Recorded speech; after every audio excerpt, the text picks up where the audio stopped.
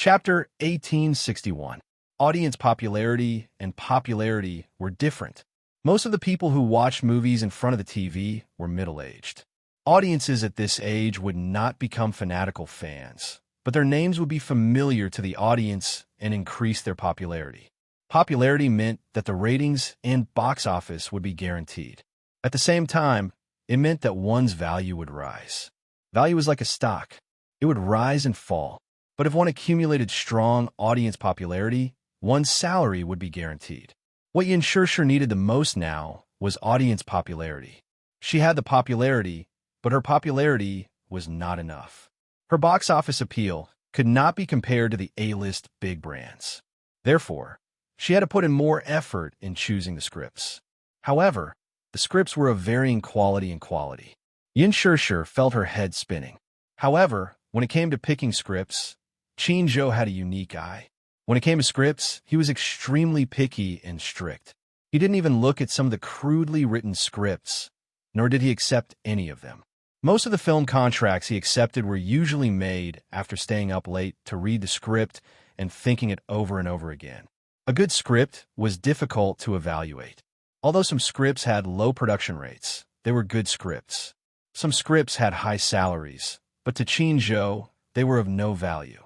She accepted 2 TV dramas and 3 movies. The most exaggerated thing was that her schedule was scheduled for 3 years later. When Yin Shirshir saw that her schedule was full, she felt dizzy and had mixed feelings. This was probably the mixed feelings after becoming famous. Facing the 7-digit increase in her account every day and the increasingly crowded schedule, she did not know whether to laugh or cry. For the rest of the schedule, Qin Zhou did not stop to negotiate contracts for her. Yin Shirshir rushed for the promotional period of the movie. After becoming famous, the company requested her to update her Weibo more frequently. During the roadshow, she updated her Weibo more. Before bed, she updated her Weibo even more when reading the script. This was to increase her exposure during the movie's screening period. Of course, the fans who left comments on her Weibo were much friendlier now. They were not like in the past, where they were constantly abusive. However, after becoming famous, gossip followed closely. Many people questioned whether her facial features were exquisite and whether she had undergone plastic surgery or gone under the knife. Many people questioned whether there was any unspoken rules behind the scenes for her to work with a top director like Lin Fengtian in her first film. Many people even suspected that she was trying to ride on Gu Xingze's popularity by collaborating with Gu Xingze on a dating program. Rumors about her and Gu Xingze were also spreading like wildfire. However, most netizens felt that she and Gu Xingze were a match made in heaven. At least, they were good-looking. Some of Gu Xingze's fans even turned from haters to fans because of the movie The Green Apple. The lucky couple was also in full swing. Yin Shirshir's heart was in agony when she read those unfounded reports. She felt even more helpless. This kind of hype was really unfair to Gu Xingze. But back then, she was the one who gave her permission to create a scandal. Although Qin Zhou was the one who forced her, Yin Shirshir felt disgusted that she was trying to ride on his coattails. His head hurt. Hence, she looked for Qin Zhou and expressed her attitude. Qin Zhou, can I ask you for a favor? Qin Zhou raised his eyebrows and asked, what is it? Chapter 1862. Qin Zhou paused for a moment and furrowed his brows. Why? Yin Shirshir felt relieved after she said this. Actually, all this while, I've been indifferent to the hype of a couple. There's clearly no ambiguity or feelings between us, yet we have to put on an act for someone we don't like. This makes us feel bad and hurts others. Moreover, I also feel that it's too unfair to Xingze to hype myself. It wasn't because she felt that such hype was worthless because she was popular. It was because she wanted to achieve success with her acting skills, not hype. Qin Zhou was reading the documents beside him. He was so busy that he didn't even look up. He said indifferently, I remember telling you that if you want to take root in the entertainment industry, commercial hype is very important. This is a way of operating. Even if you're popular now, you can't do without hype. After all, what matters now is exposure. If you don't have enough exposure, you naturally need hype to maintain your exposure in front of the public.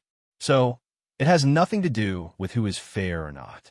Moreover, because of the hype of the relationship, Xingzhe's exposure has also increased greatly. This is the best of both worlds. The so-called fairness doesn't exist at all, so you don't have to blame yourself too much. Moreover, the operation between you and Xingzhe is my decision and means. It has nothing to do with you. Yin Shishir fell silent. She suddenly sighed and said, "But I can't get over it. Xingzhe, I'm already engaged. I have my own lover, and I cherish it very much. So, I don't want to hurt anyone, including Xingzhe." Hurt? Xingzhe couldn't help but laugh. There's no such thing as hurt. Sure, don't be too sensitive. Was she really too sensitive? Xingzhe looked up at her and smiled helplessly. Besides, even if you want to hype it up, I'm afraid you won't have the chance anymore. What do you mean? Oh, don't you know? The team didn't release any more news about you and Xingzhe. Xingzhe stopped what he was doing and told her the truth. On the surface, he said it casually, but there was a trace of depression in his eyes. What? Yin Shishir was stunned for a moment. She said hesitantly, then, "Those drafts." Xingzhe's eyes flashed with confusion. Then he replied, "Those posts were created by marketing accounts, not by the team. Actually, there may be one thing I want you to know. Although the news hasn't been released yet, what I want to tell you now is that Xingzhe has been banned." What? Yin Shishir was flabbergasted. Banned? How could he be banned? I thought you should know about this. But looking at your attitude, you don't seem to know anything either. Looks like I've misunderstood you. Xingzhe felt relieved. It seems that you really don't know about this. I don't know. Yin Shishir's face was blank. This news came too suddenly, and she was caught off guard. Why was Xingzhe banned for no reason? When did this happen? She had no idea at all. Chapter 1863. At first, she thought that Gu Xingzhe was ill and needed to recuperate. But now it seemed that it was not that simple. Could it be that he was really banned? Since Xingzhe said so, it was definitely not a joke.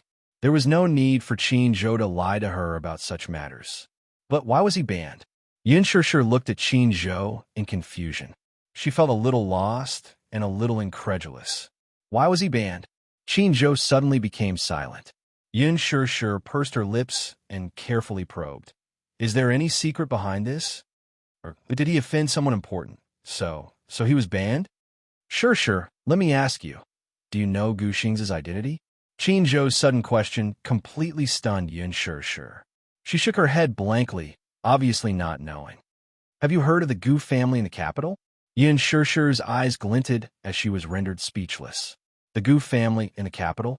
Although she did not know much about it, she had heard some rumors about the Gu family. The Gu family in the capital used to be in the underworld. Later on, they cleared their name and set up a listed company. Their power spanned across both the underworld and the underworld. Although they were not evenly matched with the Mu family, they were on par with the Mu family in the underworld. In the capital, the biggest family after the Mu family was the Gu family in the capital. The Gu family controlled the underground money houses and casinos in the capital. The Gu family's hired thugs gathered densely in the East Street and the village in the city. There was a saying that one would rather offend a gentleman than a villain. Although the Gu family was not a villain, if one offended the Gu family, they would have to experience the Gu family's vicious means. She heard that there was such a rumor in the early years. At that time, the son of a government official in the capital lost a lot of money gambling on the East Street and did not pay back his debts. When the thugs of the casino came looking for him, the son took advantage of the fact that his father was the leader of the government and was rude to the principal. He straightened his back and said fiercely, "My father is Dai Jianqing. Everyone in the capital knows the Dai family's reputation. You little hoodlums, don't you know who I am? You're here to collect your debt. Hee. Wait for me to tell my dad. Be careful. My dad will flip your East Street upside down." When the hooligans heard this, they looked at each other and smiled. They turned around and tied him up in the car and took him back. As for what happened afterwards, it was rather shocking. It was said that after this brat was taken back, his attitude was very tough and arrogant. He probably relied on a strong background and spoke in a very foul tone. He even threatened to raze the Gu family to the ground. When these words fell into Gu Jinglian's ears, it alarmed the great demon king of the Gu family. One could imagine what would happen to this kid. One of his hands and one of his legs had been chopped off. She was imprisoned and tortured for half a month. When she was finally released, she was tortured to the point of insanity. Finally, she was sent to a mental hospital to recuperate. This shocking kidnapping even alarmed the city leaders. But when they found out that the culprits were the servants of the Gu family, no one dared to say a word. Chapter 1864. Seeing this, Dai Jianqing was heartbroken. Hence, he gritted his teeth and wanted to find out who the culprit was. But when he found out that it was the Gu family, he did not dare to say anything and swallowed his anger. In the end, in less than a year, he was exposed for corruption and quickly fell from power. Of course, it was obvious who was behind his fall. From then on, no one in the capital dared to provoke the Gu family after they found out about their methods. As soon as Qin Zhou said this, Yin Shishir made the connection between Gu Xingze and the Gu family. Qin Zhou smiled and said, Shishir, I can say this. With the Gu family as his backing, no one in the capital would dare to cause trouble for Xingze. Of course, except for the Mu family. Gu Xingze's meteoric rise to fame was not only due to his excellent singing and acting skills, but also because of his stunning looks, which made him a natural idol. More importantly, it was because of the Gu family behind him that no one dared to offend. When Gu Xingze debuted in the entertainment industry, his father did not approve of him at first. With the Gu family's reputation, it would be bad if word got out that there was an actor in the entertainment industry. But after Gu Jinglian took over, not only did he not interfere, he even started to pour a lot of resources into Gu Xingze.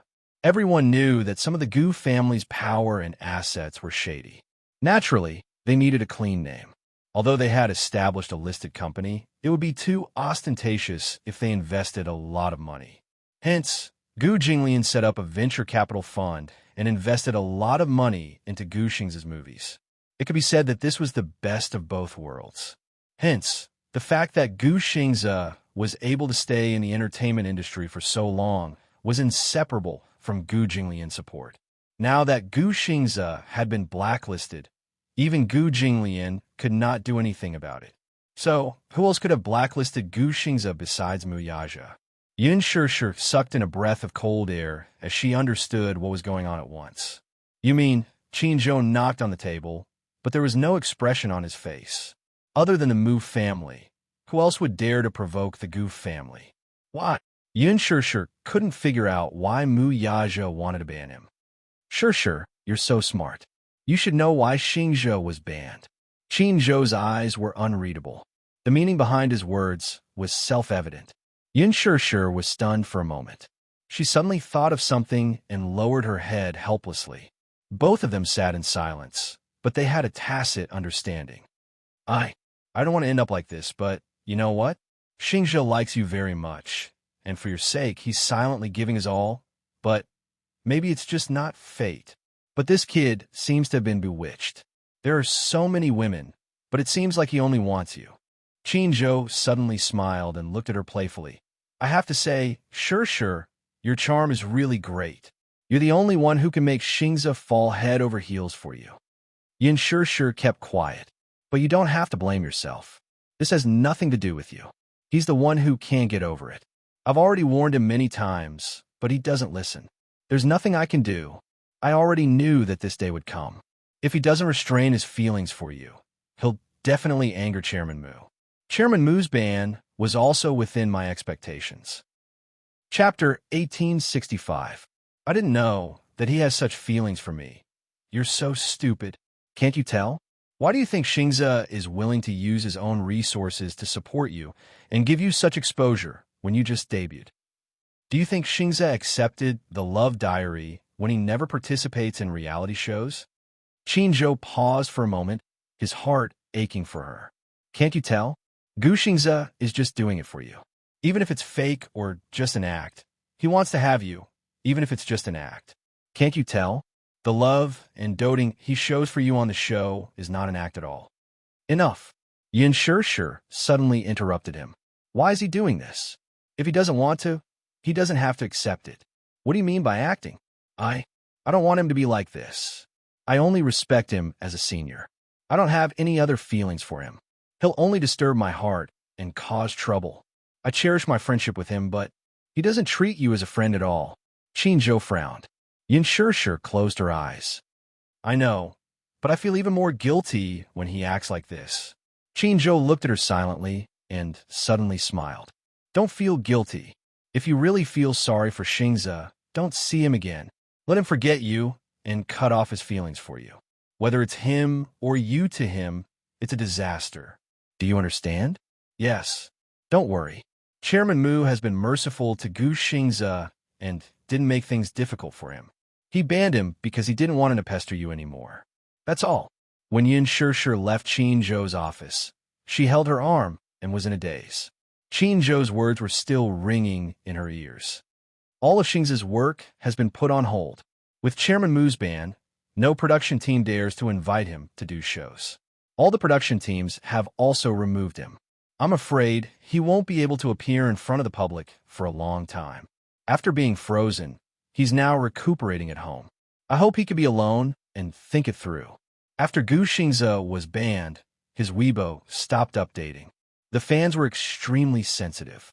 After all, before this, Gu Xingze's update frequency was maintained at 1 update a day. Her fans were extremely worried about her Weibo that had not updated for 10 days.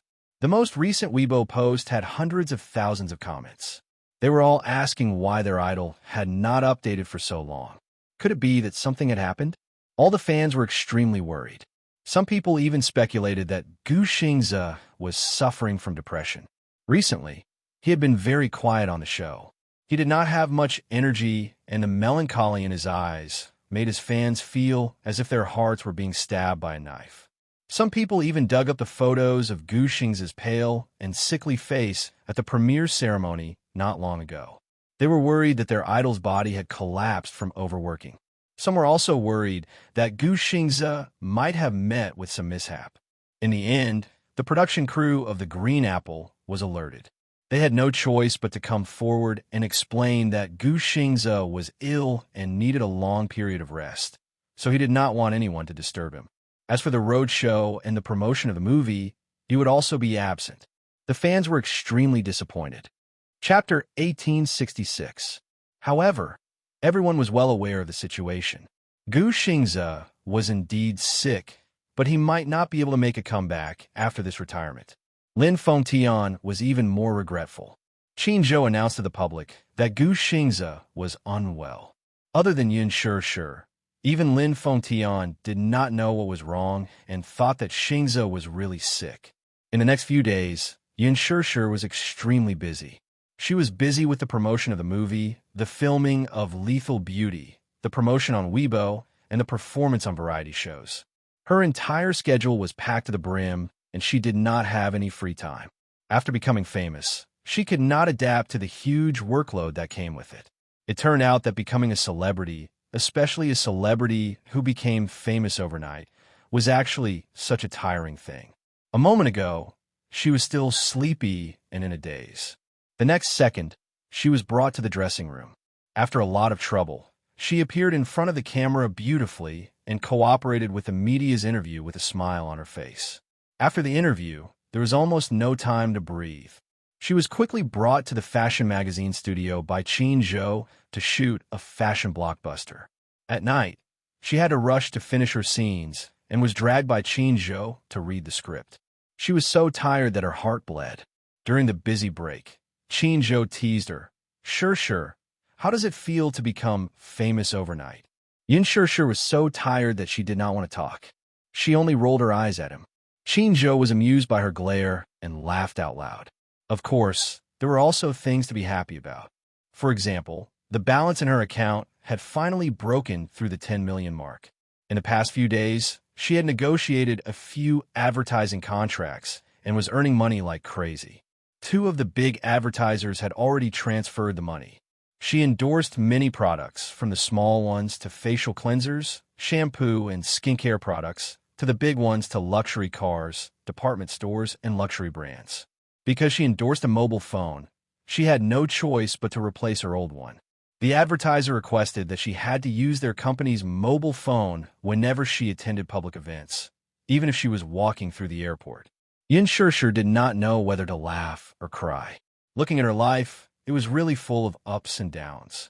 She could not help but sigh. On this day, Yin Shishir had just rushed back to the set for filming. Today, she had a scene with Hua Jin. Ever since the two of them quarreled last time, Yin Shishir's attitude toward Hua Jin was much colder.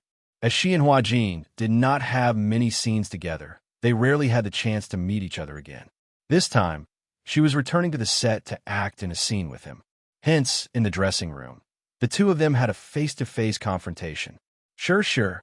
Hua Jin had just walked in the makeup room when he spotted her. He happily walked over and sat beside her, nuzzling her gently. You haven't been on set for the past few days. Are you busy promoting the movie that has just been released? Yin Shishir ignored him.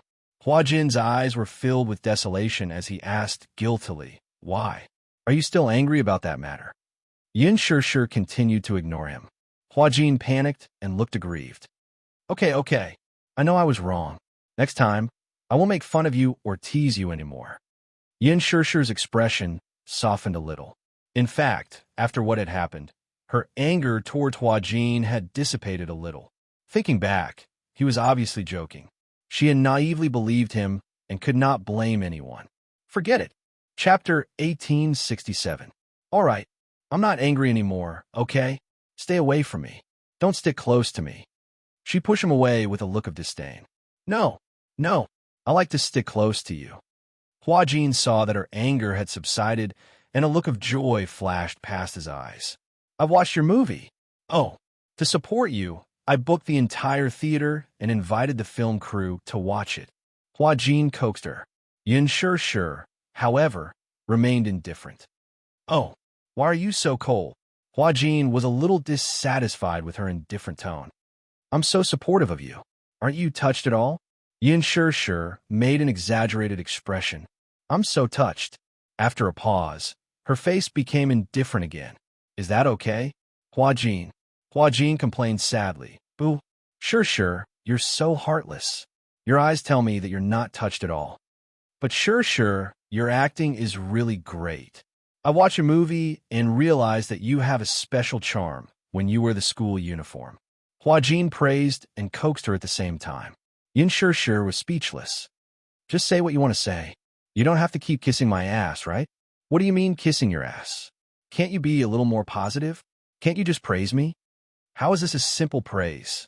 One who is unaccountably solicitous is hiding evil intentions. I think you're obviously up to no good. Hua Jin felt even more hurt.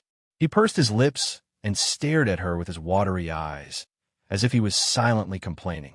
Yin Shishir continued with what she was doing and ignored him.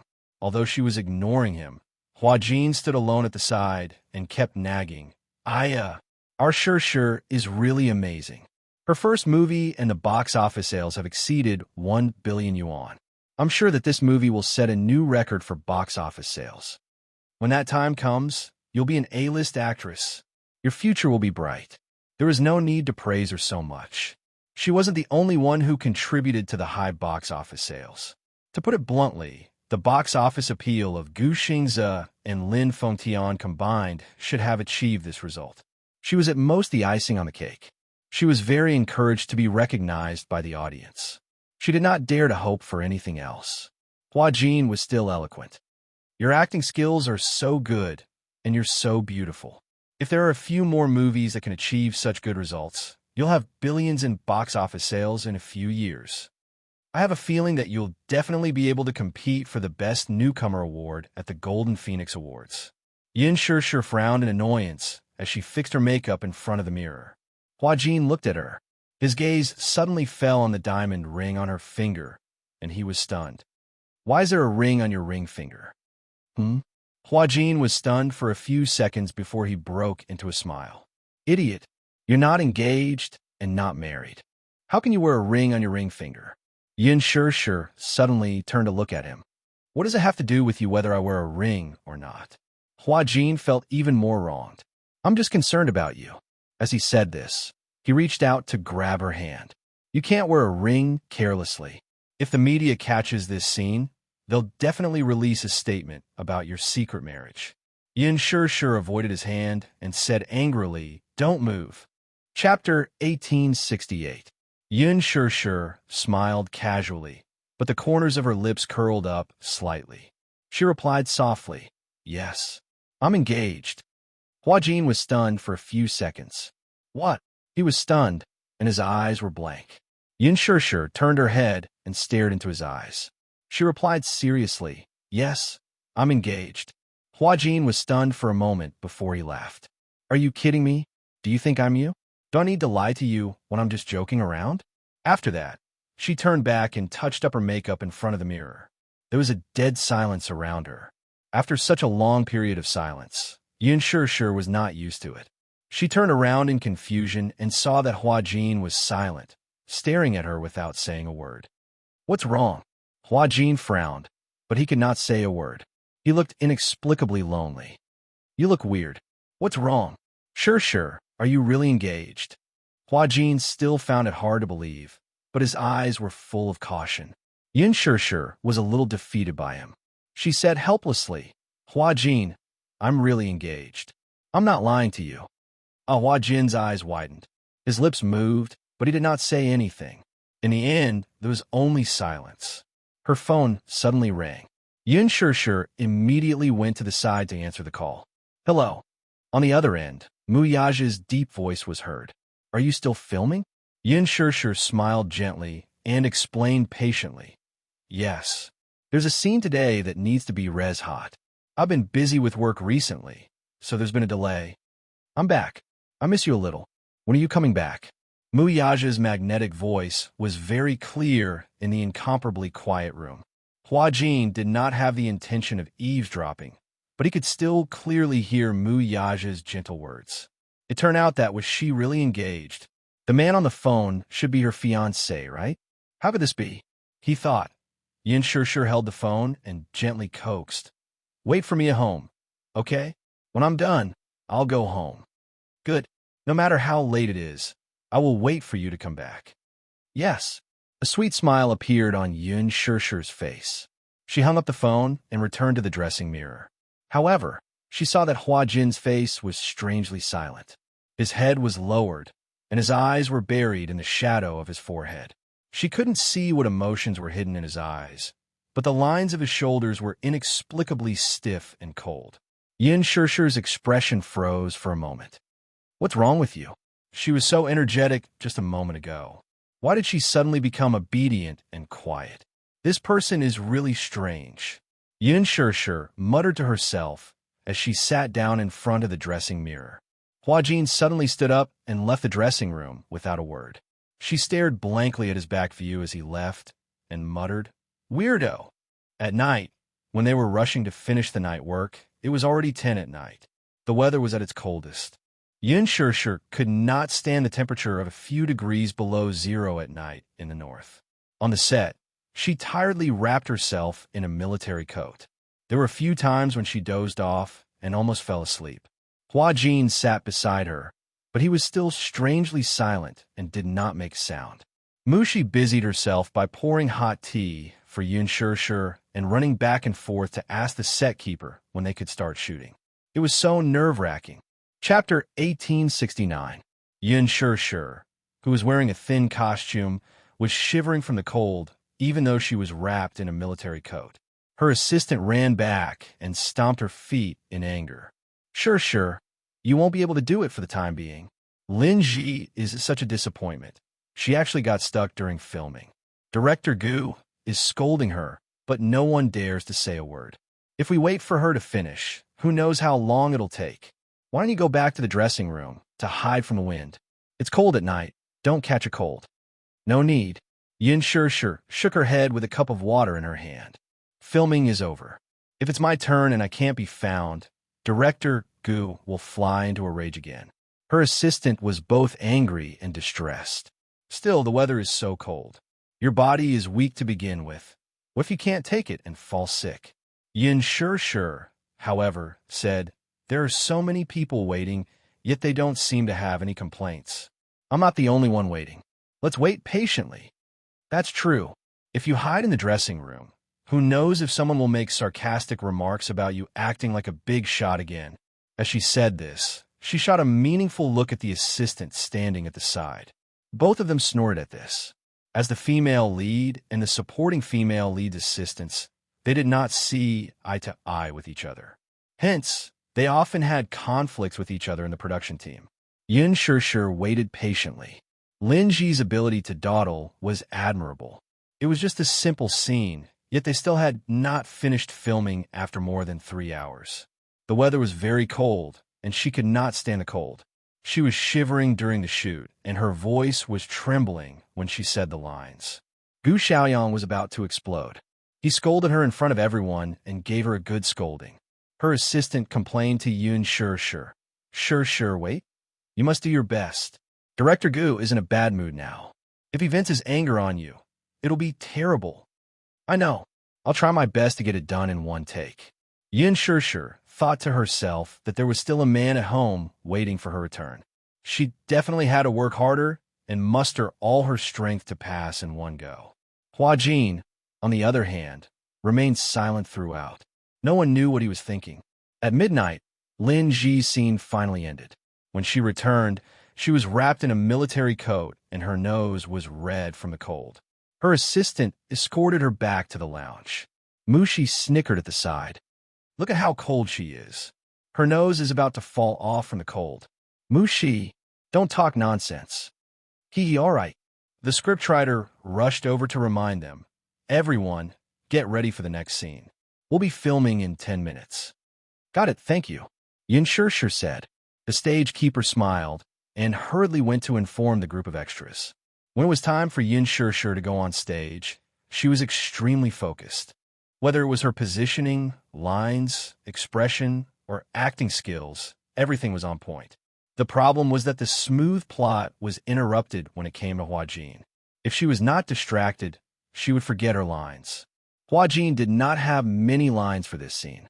In the past, with his ability, he could pass this scene in one take.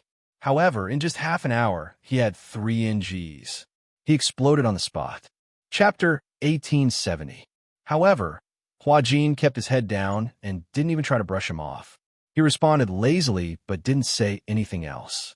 Gu Xiaoyang glanced at his expression and wanted to scold him, but stopped himself.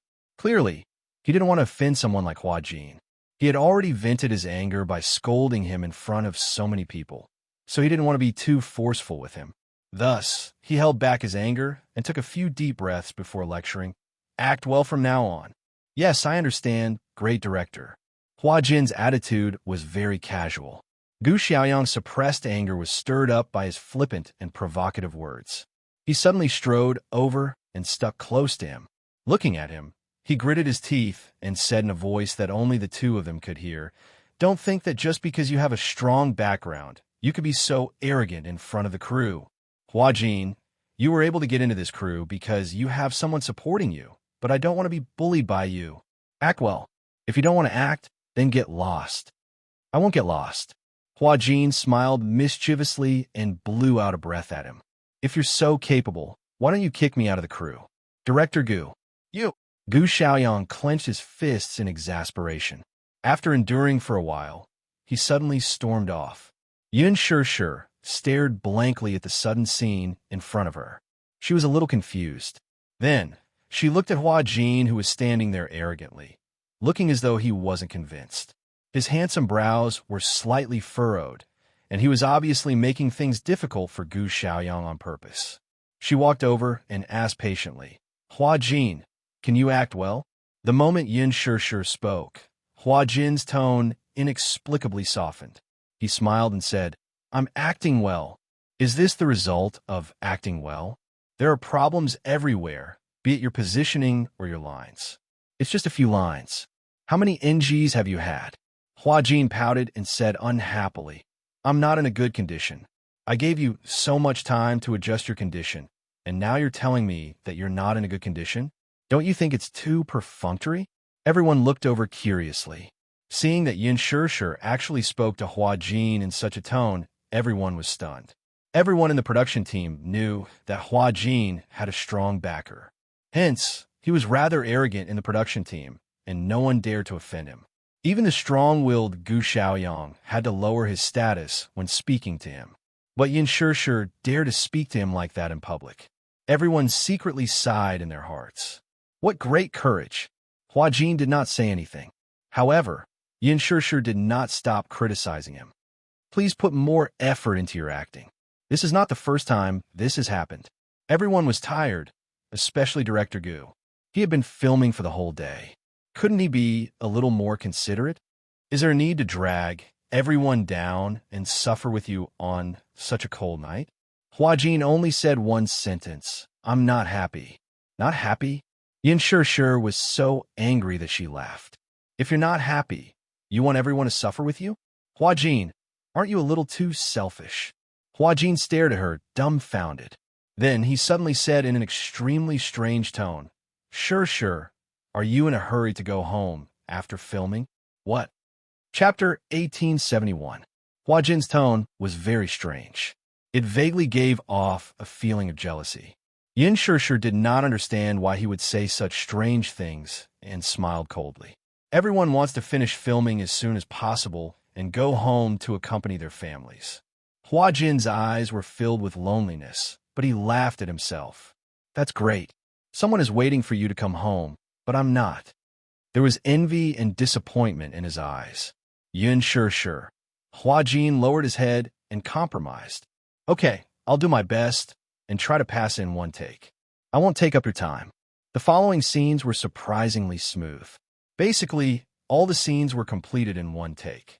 When Hua Jin was serious, his ability was jaw-dropping. Be it the emotion in his eyes or the dramatic tension in his expression, they were flawless. Everyone predicted that Hua Jin would definitely become the second Gu Xingze. He had such ability and talent. After the scenes were over, Hua Jin still had to stay behind to finish the night work. Yin Shishir finished her scenes and hurried home. On the way back, Mushi carefully asked while driving, Sure. Do you feel that Hua Jin has an inexplicable dependence on you? I feel that he seems to like you a lot. Of course, it's not the kind of love between a man and a woman. I keep feeling that he's a lonely person, so he's like a younger brother relying on his older sister. Mushi said truthfully. At the mention of Hua Jin, Yin Shishir felt a headache. Don't worry about him. What's wrong? This person is really a weirdo. His temper is weird, and so is his personality.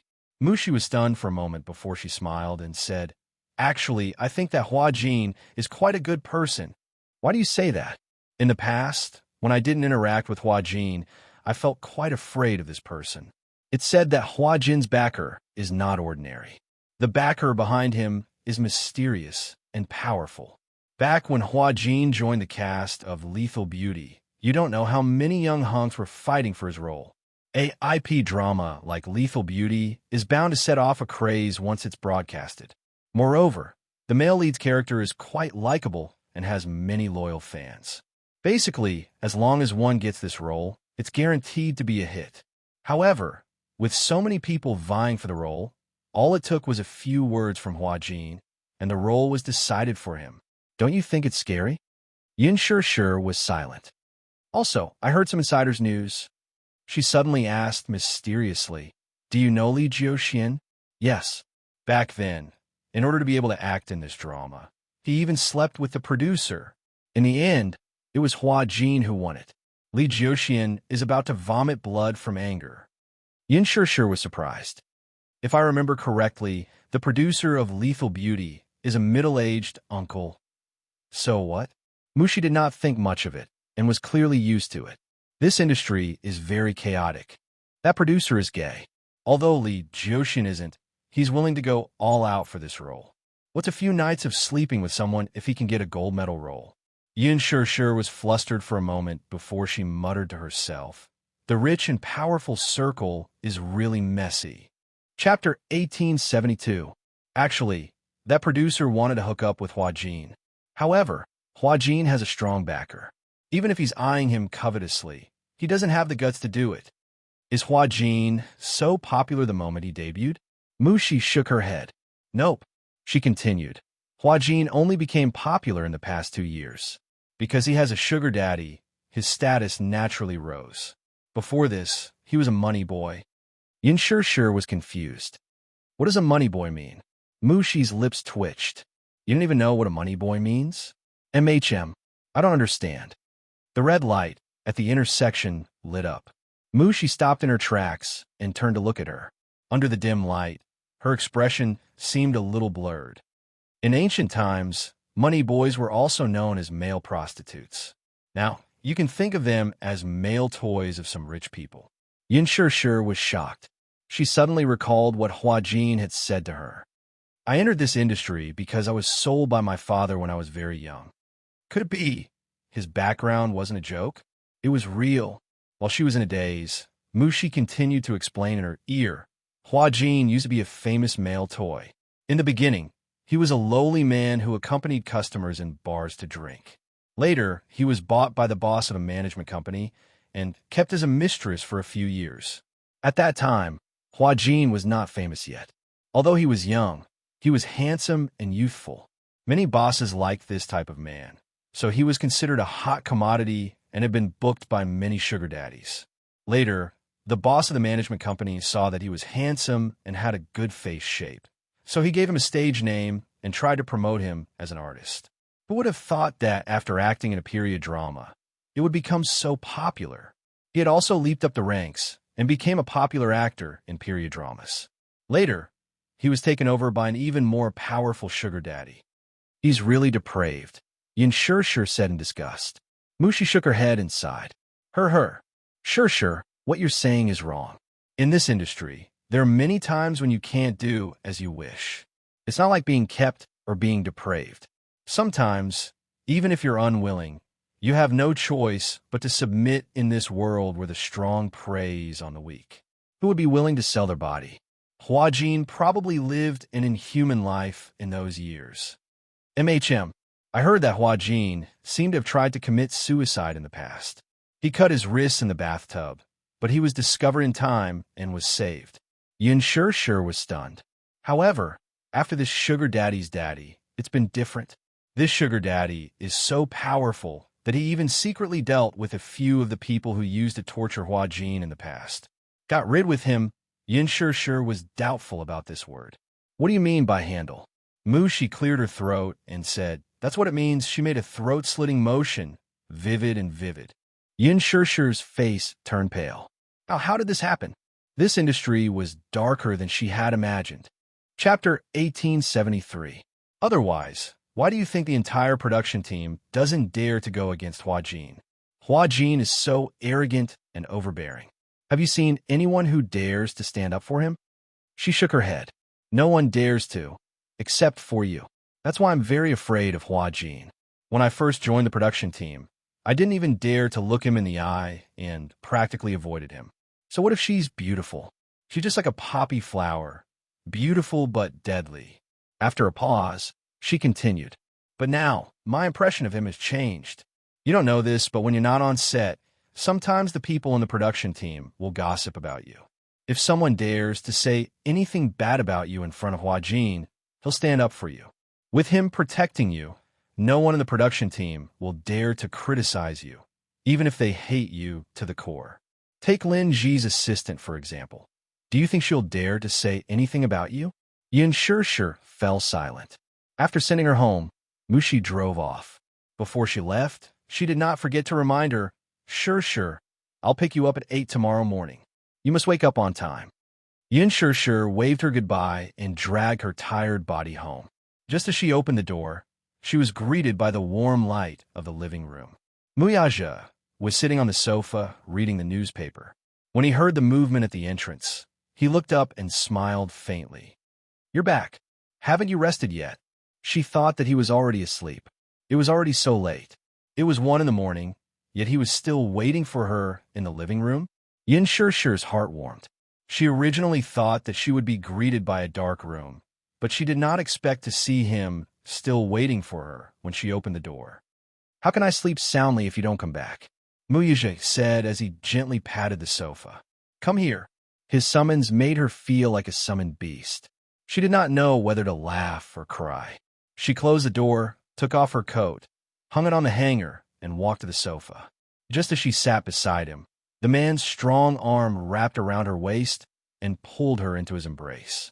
Before she could react, the man lowered his head and sealed her lips with a wolfish kiss. He tasted her beautiful breath. He had been thinking about this kiss for too long. He had been longing for the woman in his arms for so long. During this business trip for more than half a month, he missed her so much that he almost went crazy. After they arrived in Luo City, Jiang Shun and Lu Jinyu were busy hunting for women. They were tortured by him, so naturally, they were busy looking for women to fill their emptiness. Muyaja was immersed in his work, but he could still hold himself back from not seeing her for a few days. For more than half a month, he didn't even know how he had endured it. Don't go on business trips. Don't leave me for so long. Muyaja hugged her tightly, unwilling to let go. Since they got off the plane, he missed her so much that he did not feel sleepy at all. If she did not come back, he would not feel at ease at all. Otherwise, why did they say that absence makes the heart grow fonder? Lovers in love. Not to mention half a month. Even if they were separated for 7 or 8 days, they would still miss each other so much that their souls would leave their bodies. Not to mention the long period of more than half a month. Yin sure missed him too. If it were not for the huge workload in the past half a month, she would not even know how to deal with this long night without him. Chapter 1874. He hugged her, and she hugged his waist in return, passionately responding to his demands. She even knew how to take the initiative to pry open his thin lips, entangling with his warm tongue, unable to part. She missed him too. She missed the warmth of his body. She missed the mesmerizing curve of his lips. Yin Shir lingered on his lips. After a few flirtatious moments, she panted coquettishly and looked at his handsome and devilish face with her languid eyes. "Why are you back so late?" he said in a displeased tone, but his tone was full of indulgence, and there was no hint of blame in it. Yin Shir replied, "The filming took place very late and the weather was cold, so the progress was a little slower. Stop filming." As he rubbed against her ear, his breath smelled like orchids as he whispered these words. This was not the first time he had said this. Filming had taken up too much of their time together. He felt very dissatisfied. Yin Shir looked a little guilty. She cupped his face and comforted him. "Aren't I back now? You're back so late, and you're still speaking in such a self-righteous tone?" Muyaja's tone was unfriendly. His hands suddenly reached under her clothes, and through the thick cotton coat, he easily grasped her softness. He leaned close to her ear and said in a threatening and flirtatious tone, "Tell me, how should I punish you?" "Hey!" Yin Shir was angry and amused at the same time. She pushed his shoulder and said, "I'm only back a little late. Do you want to punish me?" "Uh-huh. I waited for you for 5 hours. Tell me, do you think you should be punished?" Muyaja's arrogant tone made the corners of her lips curl up even more. She hugged his shoulder and gave him a peck. She smiled sweetly and said, "My dear husband, is this compensation enough?" "Not enough." Yin Shir kissed him again. "Then how about this?" "Not enough." "Then what is enough?" Muyaja sucked on her cheeks reluctantly and kissed her deeply. He persevered in exploring the sweetness between her lips. However, at this moment, only a kacha sound could be heard. The bedroom door was opened. Muyaja was the first to react. He looked up and saw Yu in his pajamas suddenly appearing at the end of the corridor. He looked at the intimate scene in the living room and was tongue-tied for a moment. There was a look of uneasiness on his little face. He stood there uneasily and wanted to retreat silently. However, when he saw Muyaja's gaze on him, he could not move his feet for a moment. Ugh! The *M in it. Yu helplessly covered his face. He was clearly speechless. What a coincidence, he actually caught his daddy and mommy being lovey-dovey again. How awkward. And this was not to mention, to God Tao's telepathy.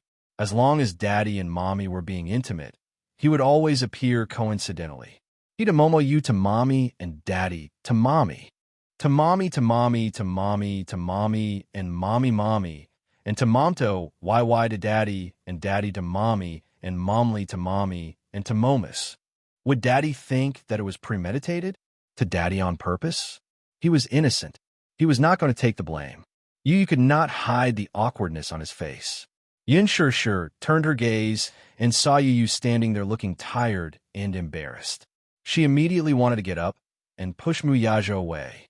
However, the next second, Muyaja pulled her into his arms domineeringly. Chapter 1875. Yu cleared his throat and pretended to rub his sleepy eyes innocently. He said righteously, "I'm thirsty, so I want to get some hot water to drink. Drinking hot tea is a good habit." "Approved," Muyaja said calmly. Yu said politely, "Thank you, father, for your permission." Yin Shir was speechless. Muyaja looked at him meaningfully and said, "After you've poured the hot water, drink it and go to sleep. Do you understand?" Yu exchanged glances with him. The father and son looked at each other with tacit understanding. One of them was using his eyes to say, "I'm busy with your mommy." The other was using his eyes to reply, "I understand. I'll avoid it." Yu nodded and smiled knowingly. "Got it." Then, without looking sideways, he rushed into the kitchen. Within half a minute, Yu returned with a cup of hot tea and walked into the bedroom without looking away. Yin Shir was dumbfounded. Muyaja kissed her as a form of consolation. "Let's continue." Just as he said that, they heard a cough. The two of them turned around and saw Yu's little head popping out from behind the wall. Then, he reminded them kindly, "It's cold at night. Daddy and Mommy should rest early too. Remember to strike a balance between work and rest." With that, he turned around and ran back into the room, slamming the door shut. Muyaja was speechless. Yin Shir was speechless. This little clown. Muyaja smiled, but he was annoyed in his heart. Then, he carried Yin Shir in his arms and strode into the bedroom. After entering the room, the man's ambition seemed to need no more concealment. He held her in his arms and led her small hand to his waist. Yin Shir's face burned the moment she touched it. The man's urgency made it clear that he no longer had any patience. He was no longer willing to exchange pleasantries and wanted to get straight to the point. She wanted to dodge, but he was too strong and refused to let go of her hand. That place was already eyeing her covetously, causing her face to blush even more and her heart to beat faster. It was as if she had been dyed with top-grade rouge, causing her to be charming and moving. "What? You should like it very much." In his passion, the man bit her earlobe and said extremely heart-stopping words. Her face grew redder and redder, and she said shyly, "You don't talk nonsense, isn't it?" The man smiled evilly. The more shy she was, the more he wanted to take possession of her beauty. So, he threw her on the bed, the tip of their noses touching, while pecking her lips and skillfully unbuttoning her clothes. Just now, he also showed an impatient look. "Why are you so reserved now? It's rare for you to take the initiative." "I like it very much." His smile was devilishly charming. His originally cold lips, because of the lingering kiss with her, were slightly warm. When his lips touched her beautiful shoulders and neck, they left dark red marks. Looking at the seductive look in his eyes, Yin Shir hummed for a long time, but she couldn't say anything decent. She really did desire him. Chapter 1876. He said that he liked it when she took the initiative. Recalling his excessively naughty flirting, Yin Shir felt shy and uneasy at the same time, but the man saw it all. He grabbed her chin and wrapped his arms around her waist, forcing her to completely match his body. "Do you know? The more shy you are, the more I want to see you under me." That mesmerizing look. Yin Shir was so embarrassed that she grabbed his collar and reached out to cover the mouth that kept spitting out words that made her feel at a loss. Muyaja. Why was this man so different from usual when it came to matters of the heart? Usually, he was dressed in a suit and looked elegant. He gave off a refined and courteous feeling, like an elegant king. And in this aspect, whenever he was in the middle of matters, he would always say things that made her blush. "Stop talking." "Okay, I won't talk. Let's do it directly." As he murmured, he directly covered her small mouth that wanted to say something. His scorching hot breath brushed against her cheeks and neck. Finally, he invaded her small mouth and tasted her sweet and enchanting breath. She was forced to float under him. His increasingly violent attacks made her feel like a small boat in the middle of a raging storm, bobbing up and down on the sea. So sweet. He bit her earlobe and said wickedly. He grabbed her little hand that was resisting and attacked even more ferociously. The long night was beautiful and enchanting. In the midst of the man's indulgent panting, he finally vented all of it. He possessed her until she couldn't take it anymore. She cried and shouted that she didn't want it anymore. Then, he hugged her waist and was willing to stop. In the midst of it, there was a moment in his mind when he thought of just giving it to her. This little thing was really like a poison. Even so, he still couldn't control himself and fell into it, drinking poison to quench his thirst. After they finished, Yin Shirshir nestled in his arms. She was so exhausted that she couldn't even lift her eyelids. If she moved a little, her waist would let out a tragic cry. It was as if she had just experienced a war.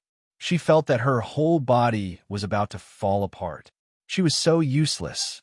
She had really worked hard to train herself, but she still couldn't handle the man's overly strong physical strength. He supported her body and lowered his head, taking in her beautiful and seductive posture. If this little thing was in ancient times, she would be a demoness that could bring disaster to the country. Even the most clear-headed monarch wouldn't be able to control himself in front of such a stunner. With such a stunner, how would he have the mood to worry about the state affairs? When he thought of it, he felt that he was a little like a fatuous monarch in ancient times who was obsessed with beauties. Muyaja smiled playfully and hugged her tightly, eliciting a soft gasp from her. "What's wrong? My waist is a little bit. Why is it?" She laughed in exasperation. "You're still asking me?" "You're really?" The man murmured, but his hands were very gentle, and he began to knead for her. Yin Shirshir dodged as if she had been electrocuted. "Hey, why are you like this?" "All right, I won't tease you anymore." Chapter 1877. Although he was not a professional, his technique was especially gentle. Under his kneading, Yin Shirshir let out a comfortable moan and her body relaxed a lot. Muyaja was angry and amused at the same time. How could this woman be so delicate? However, the more delicate she was, the more he wanted to dote on her. After giving her a massage, he carried her to the shower room and cleaned up the two of them, who were sweating profusely from the shower. Feeling refreshed, he carried her into bed, turned on the heater, and fell asleep with her in his arms. It was a dreamless night until the sun rose. Mushi called to wake her up. When Yin Shirshir woke up, the sky outside the window was dark. In winter, the sun woke up later. At 7 o'clock, the sky had just turned bright. The weather in the morning was very cold. She struggled with herself for a long time before she was willing to get out of the warm bed. At this time, a certain man was still immersed in his sleep. He hugged her domineeringly. His strong arms were like a pair of shackles that were difficult to break free from. She was in a hurry to get out of bed and freshen up, but she also had to be careful not to wake him up. After a lot of effort, she finally freed herself from his arms. She changed her clothes and walked into the bathroom. After washing up, she was ready to go out. Just as she opened the door, the man was sensitively alerted. Yin Shirshir turned around and saw that the man's eyes were slightly open. "Where are you going?" The man's extremely hoarse voice sounded softly. Yin Shirshir chuckled and walked to the bed.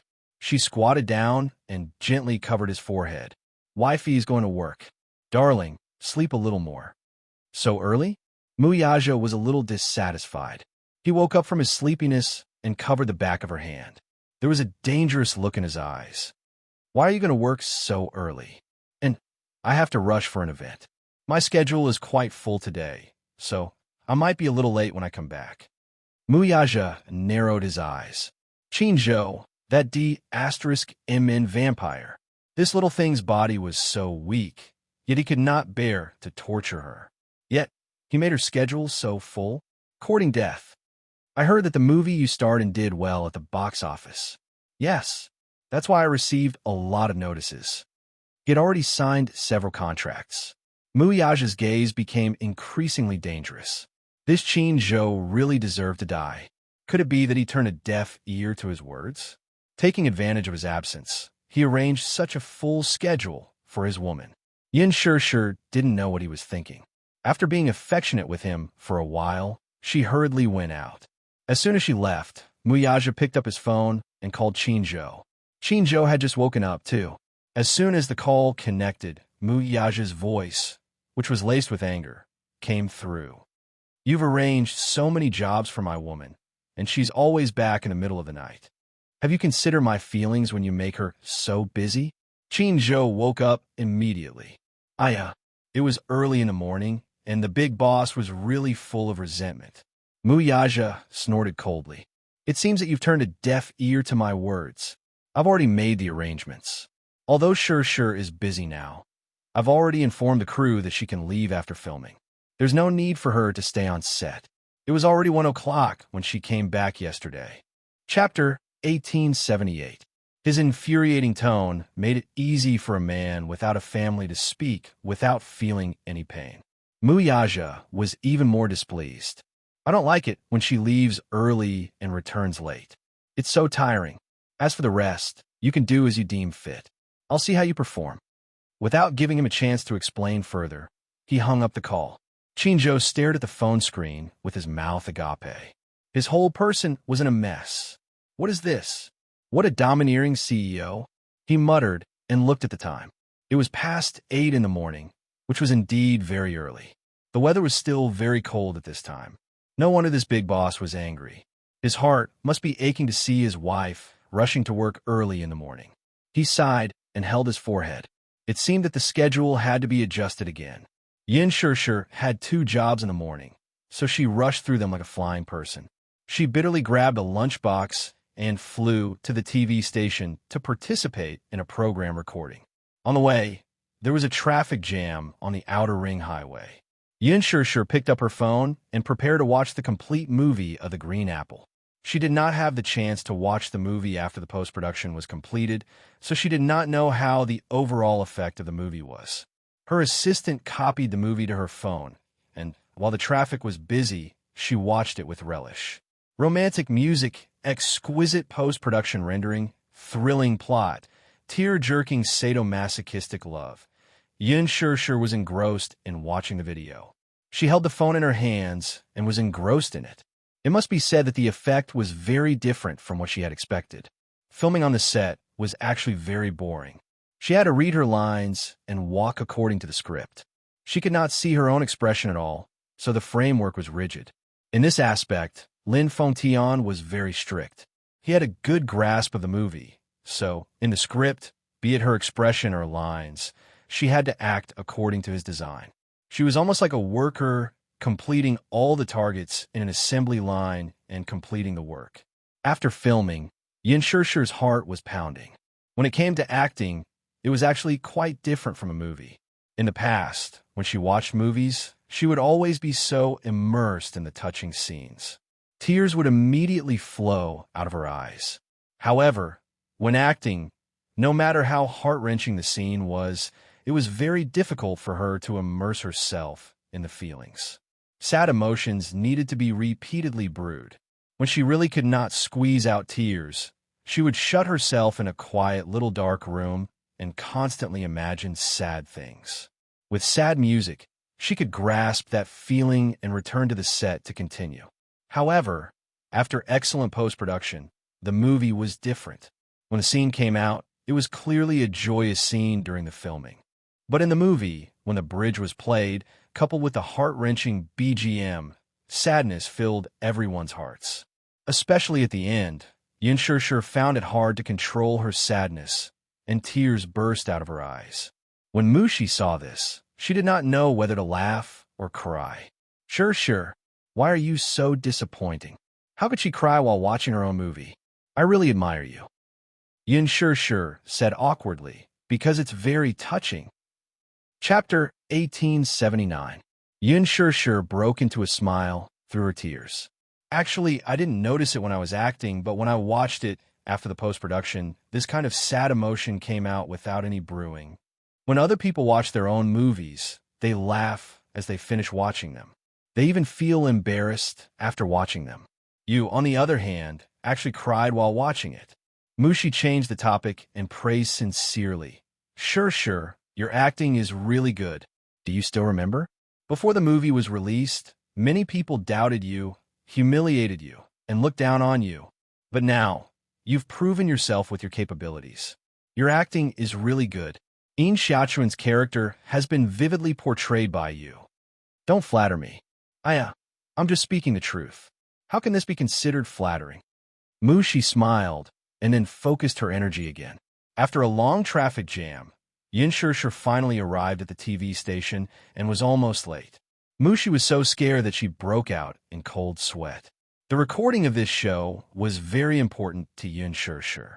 Because it was the TV station's variety show with the highest viewership ratings, it was inevitable that other celebrities would be unhappy with Shishir for being late and would say that she was acting like a big shot. Gu Xingze was supposed to participate in this episode's recording. However, due to certain reasons that could not be announced to the public, Gu Xingze could not participate. Helpless, the production team could only replace him at the last minute. This person was no stranger to Yin Shishir.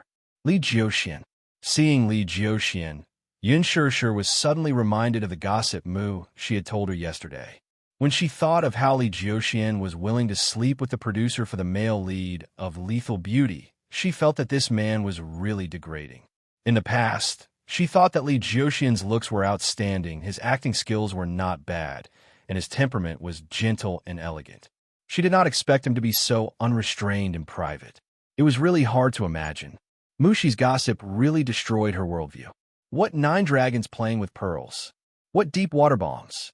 The chaos in the industry had caused her to keep a distance from any celebrities. Hence, in the dressing room, the moment her assistant left, Yin Shishir heard the other senior staff gossiping about her. Sister Meng, the newcomers nowadays are all very arrogant. Look at him, he's just debuted and has only starred in 1 movie. He's already so arrogant. She's the Phoenix girl that director Lin personally appointed. She comes from a high family. How could she be the same as us? So what if you're Lady Phoenix? She just debuted, and she's already so proud of being the female lead. It's obvious that she's looking down on us small C-listers. Haha, people who became popular overnight were indeed different. However, who knew how she got the role of the female lead? It's not easy to be the Phoenix girl. She just debuted and already has such good resources. After that, those people deliberately lowered their voices and whispered to each other. Yin Shishir couldn't hear them clearly. However, even if he didn't hear it clearly, it wasn't hard to imagine how unpleasant those words were. She couldn't be bothered. Chapter 1880. Mushi did not even need to think to know who these people were talking about. She coldly snorted and sarcastically said, "Why? Are you jealous of our Shishir?" The few celebrities turned around and, upon seeing that it was her, sneered at one another. What has it got to do with you? It's a cat catching a mouse. Shishir is our artist. If I don't care about you guys gossiping about her behind her back, who will? Crazy. Forget it. Sister Meng, ignore them. We've hit the nail on the head, so they're angry from embarrassment. Mushi rolled her eyes, walked over, and slammed the teacup on the table with a loud bang. Her angry action shocked them all. What are you doing? You're jealous, aren't you? You're jealous that our Shishir got the female lead role right after her debut, that our Shishir proved her acting skills with her acting skills, and that our Shishir's movie broke the 1 billion yuan box office, aren't you? I'd like to ask who you're trying to annoy with your sarcastic words. Aren't you guys just bullying our Shishir for being good-tempered and letting you bully her? Her. Let me tell you, Shishir can act in Director Lin's movie because she's capable. Wild chickens like you want to act in Director Lin's movie and be the female lead? Do you even have a chance to cross that threshold? With your narrow horizons, don't embarrass yourselves here. The few celebrities could not take it anymore after being ridiculed by her. What are you doing? Are you a firecracker? You can go off at the slightest touch. Are you crazy? Are you trying to find trouble with us? Who's interested in finding trouble with has-been artists like you? She sneered. I just find you guys especially pitiful. Look at your faces. You're the typical example of sour grapes. You even said that our Shishir is pretending to be pure and innocent. But why don't you take a look at yourselves? Going to Korea for plastic surgery is more like an assembly line product. Look at your hyaluronic acid faces. Do you think you can act it out? Don't think that you'll be famous just because you're in this industry now and have a sugar daddy. Acting still depends on your abilities. Her poisonous tongue was comparable to Chinjo's. His cunning and poisonous tongue made the faces of the few people turn white, making them feel embarrassed. One of the more experienced artistes suddenly jumped up from her seat and arrogantly walked in front of her.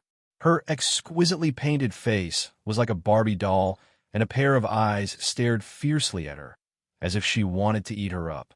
Amazing. Even a small assistant nowadays is so rude. Who do you think you are?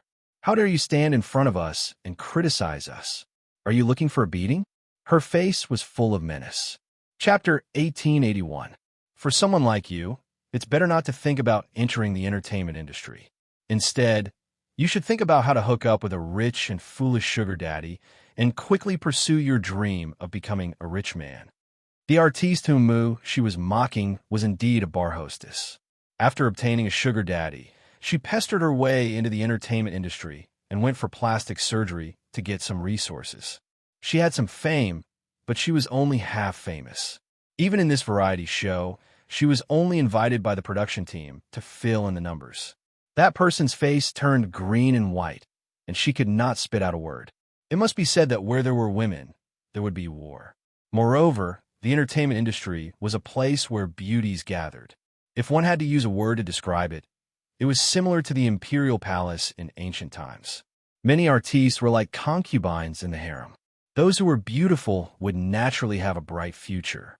Those who were not beautiful would grit their teeth and go for plastic surgery to see if they were fated to be famous or not. Take this person who was called Sister Meng by the younger generation, for example.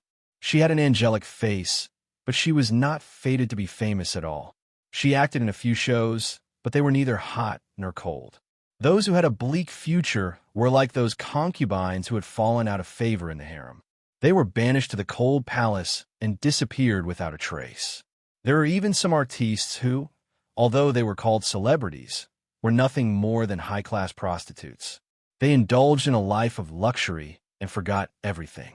Mushi especially looked down on such people. Before entering the entertainment industry, she had always thought that celebrities were like male gods and goddesses. However, when she really entered the industry, she realized that, although they were glamorous on the surface, they were actually foul in private. This person called Sister Ming was so angry that she could not speak for a moment. Mushi continued to mock her. Envious of our sure, what's the use of being jealous? If you're indignant, why don't you do it too? If you're so capable, come out with a movie that breaks 1 billion yuan at the box office. Let's see you in a different light. You, B*TCH, shut up. The heated argument alerted Yun Sure and, at the same time, the show's producer. The producer walked over. When he saw Mushi, he smiled at her. The production team used to have a deep relationship with Gu Xingze, so he was familiar with her and knew that she was a lady who did her job. He then looked at the ashen faces of the artistes and frowned.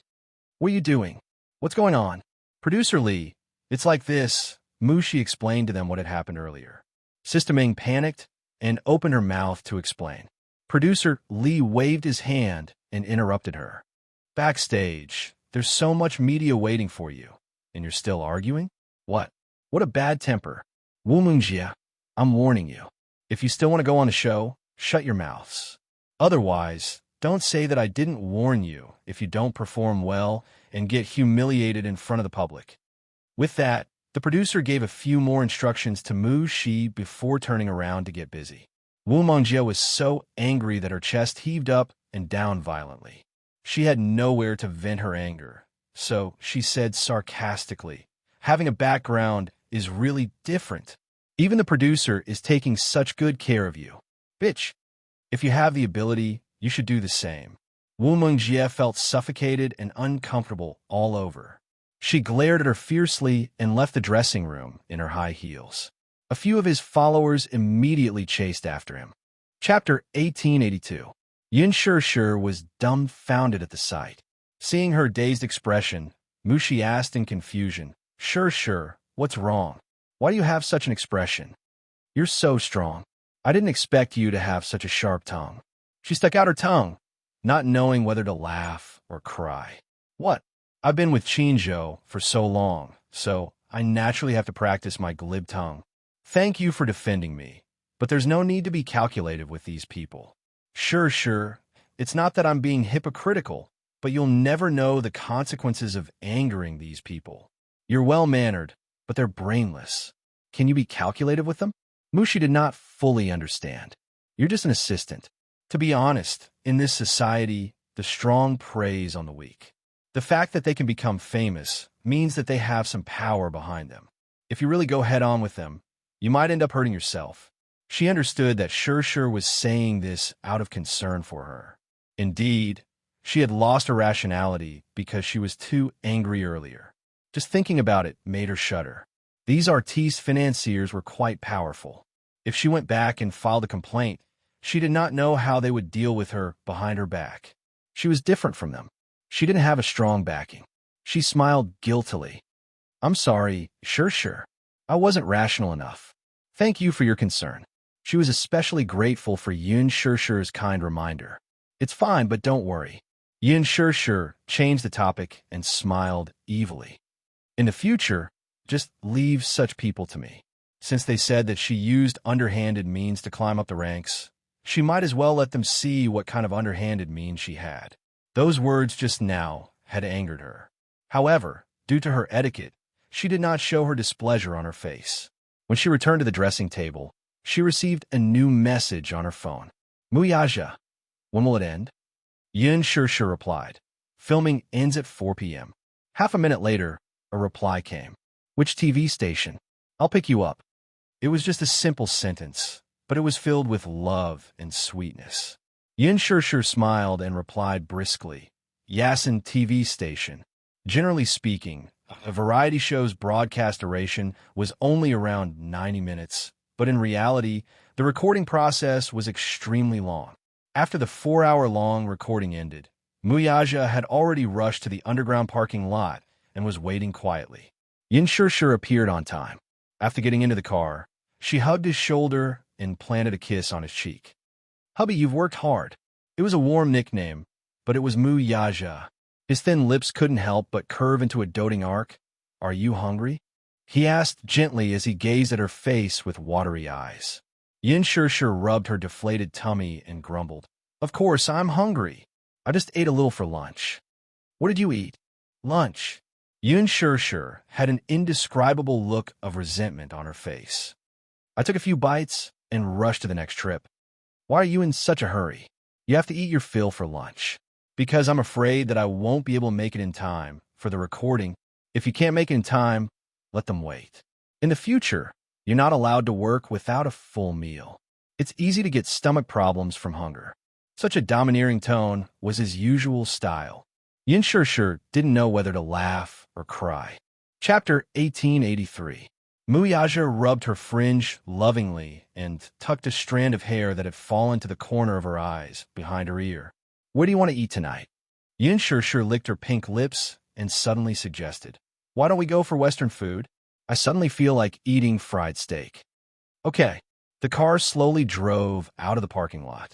At the exit, Muyaja drove so fast that he almost collided with a speeding Mercedes-Benz. The car braked and steadied itself. Yun Shur was shocked. She saw that the car was about to collide with the car. Fortunately, Muyaja controlled the car well. Coupled with the car's high performance, he managed to stop the car in time. A woman alighted from the Mercedes-Benz. Yun Shur took a closer look and her face suddenly turned cold. What was the saying again? Enemies were bound to meet on a narrow road. The person alighting from the car was Wu Mangjia, who had a fierce argument with Mu Shi in the dressing room. The moment she alighted, she nervously walked to the front of the car to take a look. Thinking that they had collided, she heaved a sigh of relief when she saw that there was no sound. She was scared. This Mercedes-Benz was an imported sports car. Every time a layer of paint was chipped, they would have to import parts from abroad to repair the car. It was very expensive. Thinking of this, Wu Mangjia felt a lingering fear in her heart. She stormed up to Muyaja's car and angrily knocked on the window. Do you have F***ing eyes? Do you know how to drive? Why are you driving so fast? Are you rushing to be reincarnated? Yin Shishir's face turned colder. This Wu Mongjie was reserved and humble in the show. When she smiled, she was as elegant and noble as a goddess. She was beautiful and moving. She did not expect that she would be so shrewish and uncultured when off camera. It turned out that one could not judge a person by their appearance. She looked bright and beautiful, but who knew what kind of disgusting person she was in private? Muyaja lowered the window expressionlessly and turned to look at her coldly. Wu Mongjie was stunned when she saw him. What a handsome man! Is he a celebrity idol? But she had been in the industry for so long, and she had never seen such a handsome person. His deep eyes, exquisite facial features, and handsome silhouette made him look like a god. When people see beautiful things, they will always be fascinated. However, when she saw Yin Shishir sitting in the front passenger seat the next second, she was even more surprised. "Why are you here?" Yin Shishir asked coldly. "Why can't it be me?" "You." Wu Mongjie looked at Muyaja and then looked at Yin Shishir. For a moment, she was a little confused. Her gaze suddenly fell on Muyaja and Yin Shishir's tightly intertwined fingers. Even though the two of them were sitting in the car, they were still tightly holding hands. It was obvious that the two of them were very close. Could it be? Who is he? Wu Mongjie narrowed her eyes, eager to explore the relationship between this handsome man and her. Yin Shishir suddenly smiled deeply and said, "Didn't you say that I was able to become famous because I had a sugar daddy behind me?" As she said this, she glanced at Muyaja and smiled lightly. She said generously, "This is the sugar daddy you were talking about." Sugar daddy. When Muyaja heard this, his gaze turned cold and sharp in an instant. When Wu Mongjie heard this, her mind went boom and instantly exploded. What? This ridiculously handsome man was actually her sugar daddy. How is that possible? But looking at the intimacy between the two of them. Chapter 1884. If what Yin Shishir said was true, then it was really enviable. The sugar daddy behind her was so outstanding, rich, and handsome.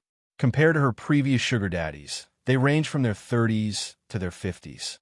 There were even old men who were old enough to be her grandfather. They were either balding, or had big bellies. Whenever she thought of that fat body pressing down on her and pleasuring her tactfully, she resisted the urge to vomit. Wu Mongjie was so jealous that her eyes were about to bleed. "I knew it. For you to have such good resources, you must have a sugar daddy supporting you. However, Yin Shishir, you're so lucky to have such a sugar daddy supporting you. I'm so envious of you." After a pause, she suddenly flipped her long black hair charmingly. With one hand on her slender waist, she gently placed her hand on the car window. "Sir, it's really bad of you to have taken a fancy to such a woman. Why don't you kick her away, and I'll do something to you?" As she spoke, she winked at him in what she thought was a flirtatious manner. She lowered her voice and said, "I'm really good in bed." He frowned. "Dirty?" Wu Mongjie was stunned. What'd you say?"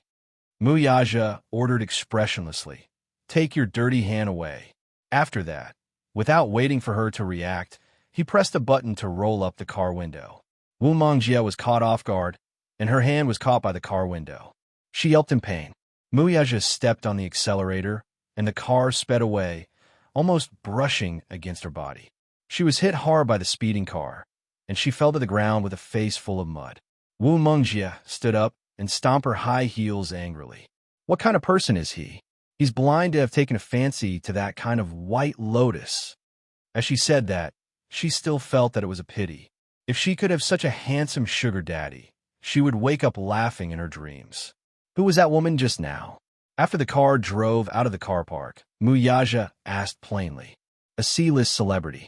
Yin Shishir glanced at him and suddenly said, half-jokingly, "My husband is so charming.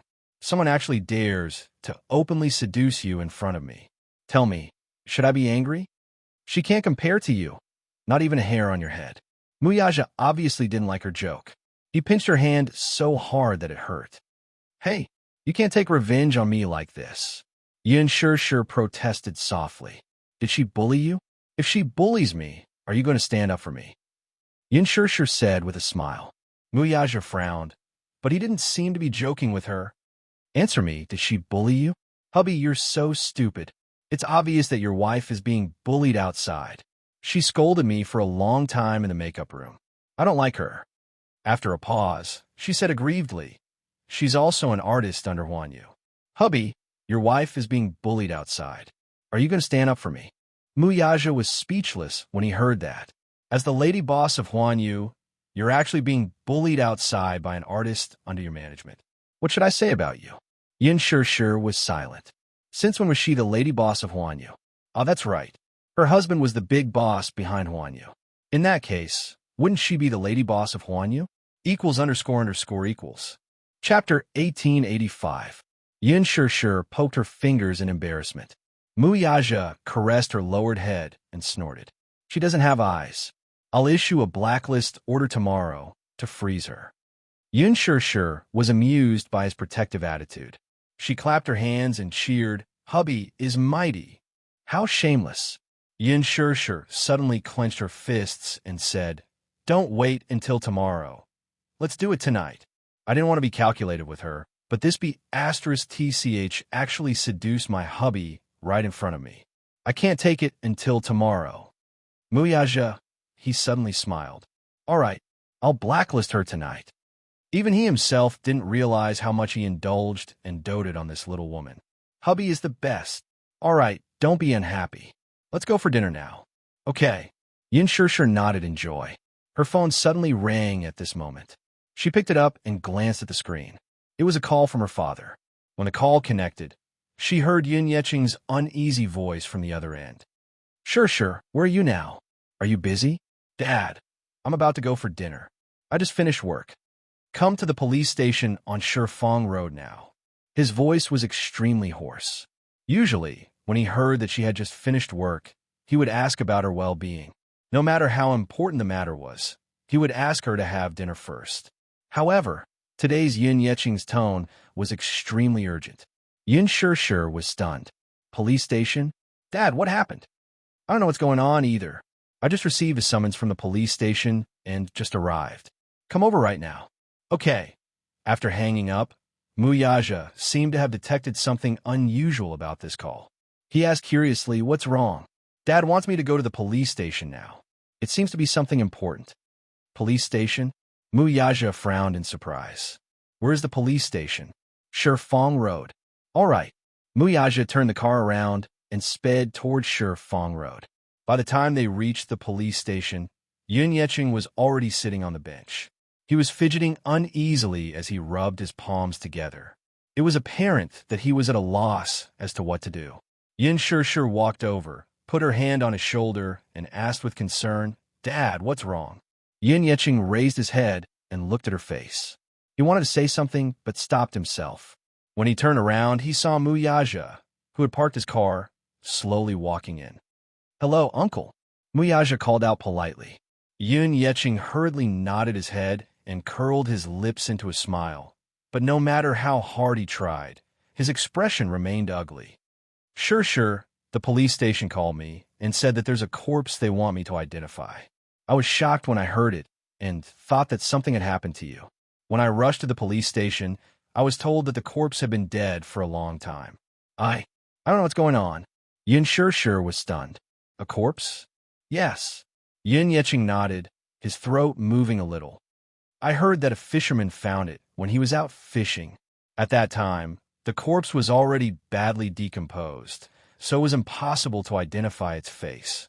Yin Shishir asked suspiciously, When did this happen?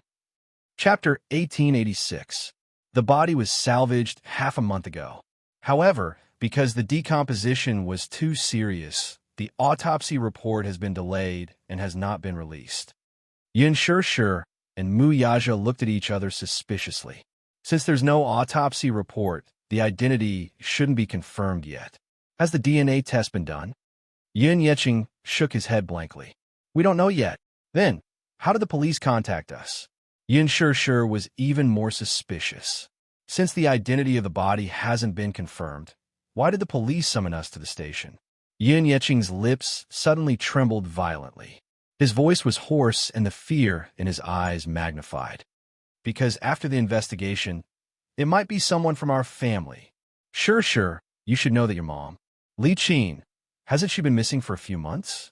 And Yin Na, we haven't heard from them in the past few months. I always thought that they had run away from home. This time, the police summoned us to identify the deceased's belongings and clothes to see if we can find anything. I'm on tenterhooks right now. They have been husband and wife for decades.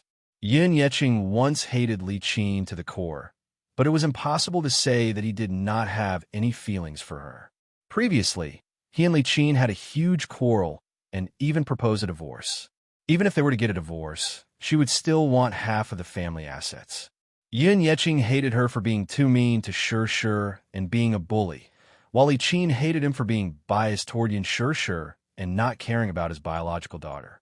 After the quarrel, something happened to Yin Na. After that, at the hospital, the mother-daughter pair seemed to have disappeared from the face of the earth.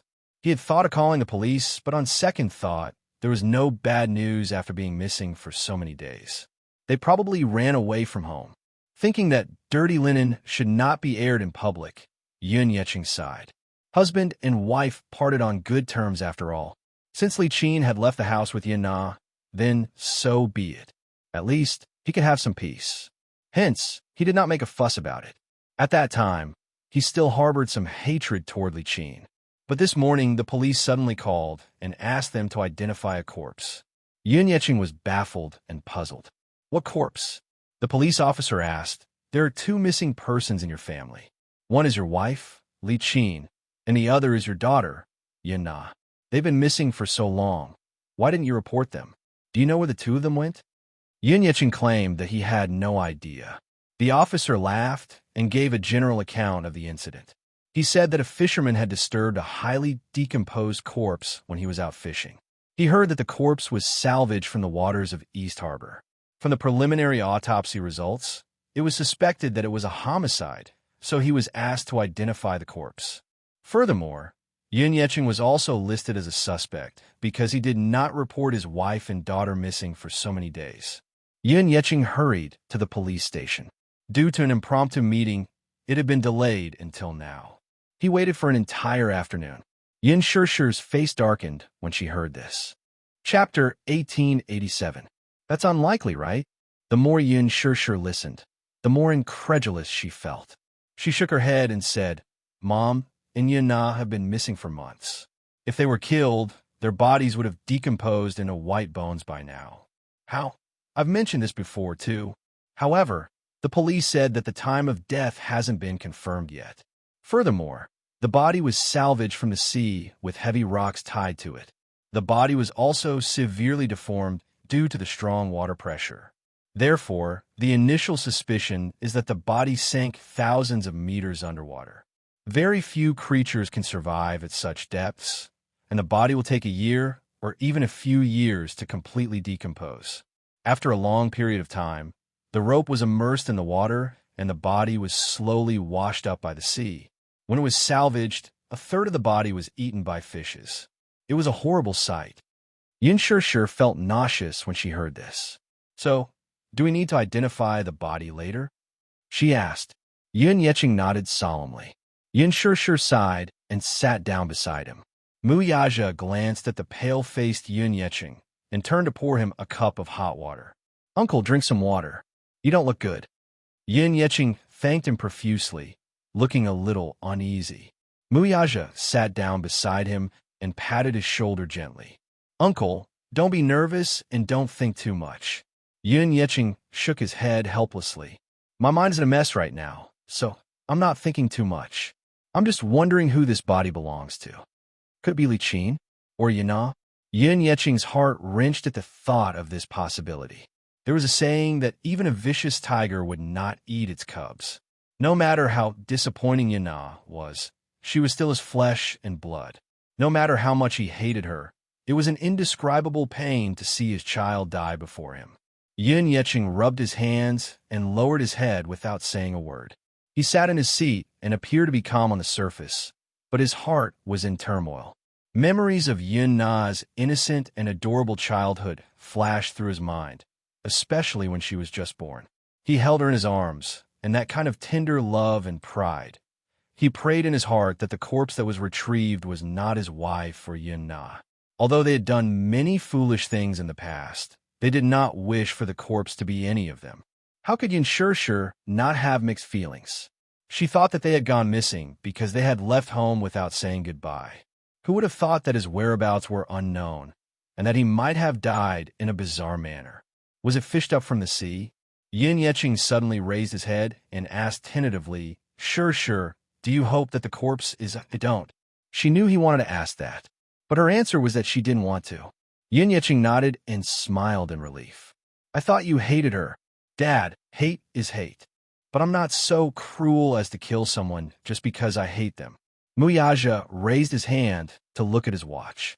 It had been an hour since they arrived, but the police still hadn't come out to greet them. The excessive neglect made him a little unhappy.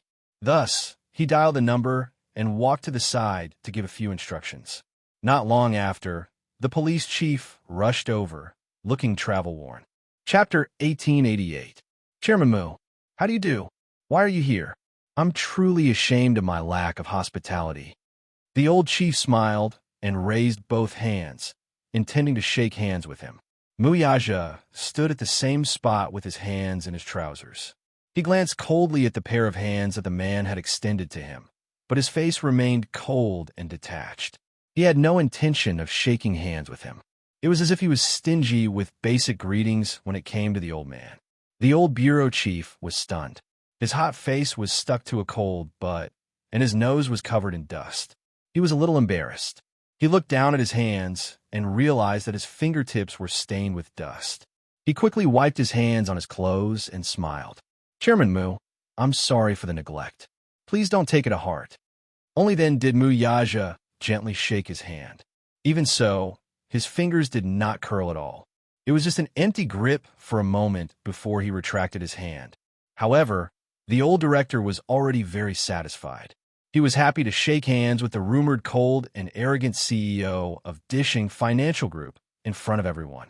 It was a great honor for him, and he was very satisfied. Muyaja was already giving him a lot of face. The old bureau chief had been in a meeting at the headquarters when he received a call from his superiors. He knew that a distinguished guest had appeared in the bureau under his jurisdiction. He immediately reported it to the headquarters and rushed back in a hurry, without having time to continue the meeting. Chairman Mu, I'm really sorry. I was in a meeting at the headquarters earlier, so I didn't know you were coming. It's just that, Chairman Mu, is there anything I can help you with? The old chief asked cheerfully. Yin, who was standing at the side, was frightened and surprised at the same time. More than that, he felt that the old chief was too snobbish. He stood at the side and asked a few questions, but the old chief ignored them all. Instead, he asked about Muyaja's well-being. It was obvious that he did not care about him at all. Muyaja interrupted the old chief's greetings. My father-in-law received a summons from the police station to come and identify the body. He has been waiting here for an entire afternoon, but no one has come to give him an explanation. Whether it's identifying the corpse or cooperating with the investigation, you haven't even gone through the normal procedures. How busy is your bureau? His words were calm and indifferent, but they were filled with judgment. Breaking out in a cold sweat, he stiffly turned around to look at Yin, who was standing at the side. This ordinary-looking middle-aged man was actually the father-in-law of the Mu Group's chief executive. He suddenly felt as if an iron weight had fallen from the sky, causing him to feel dizzy and disoriented. Thus, the old chief immediately went up to Yin. His face bloomed like a flower as he asked politely, My apologies. I'm sorry. Sorry to keep you waiting. I didn't expect him to be Chairman Mu's father-in-law. May I know your surname? My surname is Yin. How do you do, Chief? Yin suppressed his displeasure and greeted the man politely. Excuse me, your bureau summoned me here. It said that a corpse was salvaged from the sea, and they need me to identify it. The old chief became serious at once when he said that. A corpse? Has it been filed? I just received a call from your bureau, so I rushed over immediately. I don't know anything about the progress of the case, so I'm very anxious. Chapter 1889.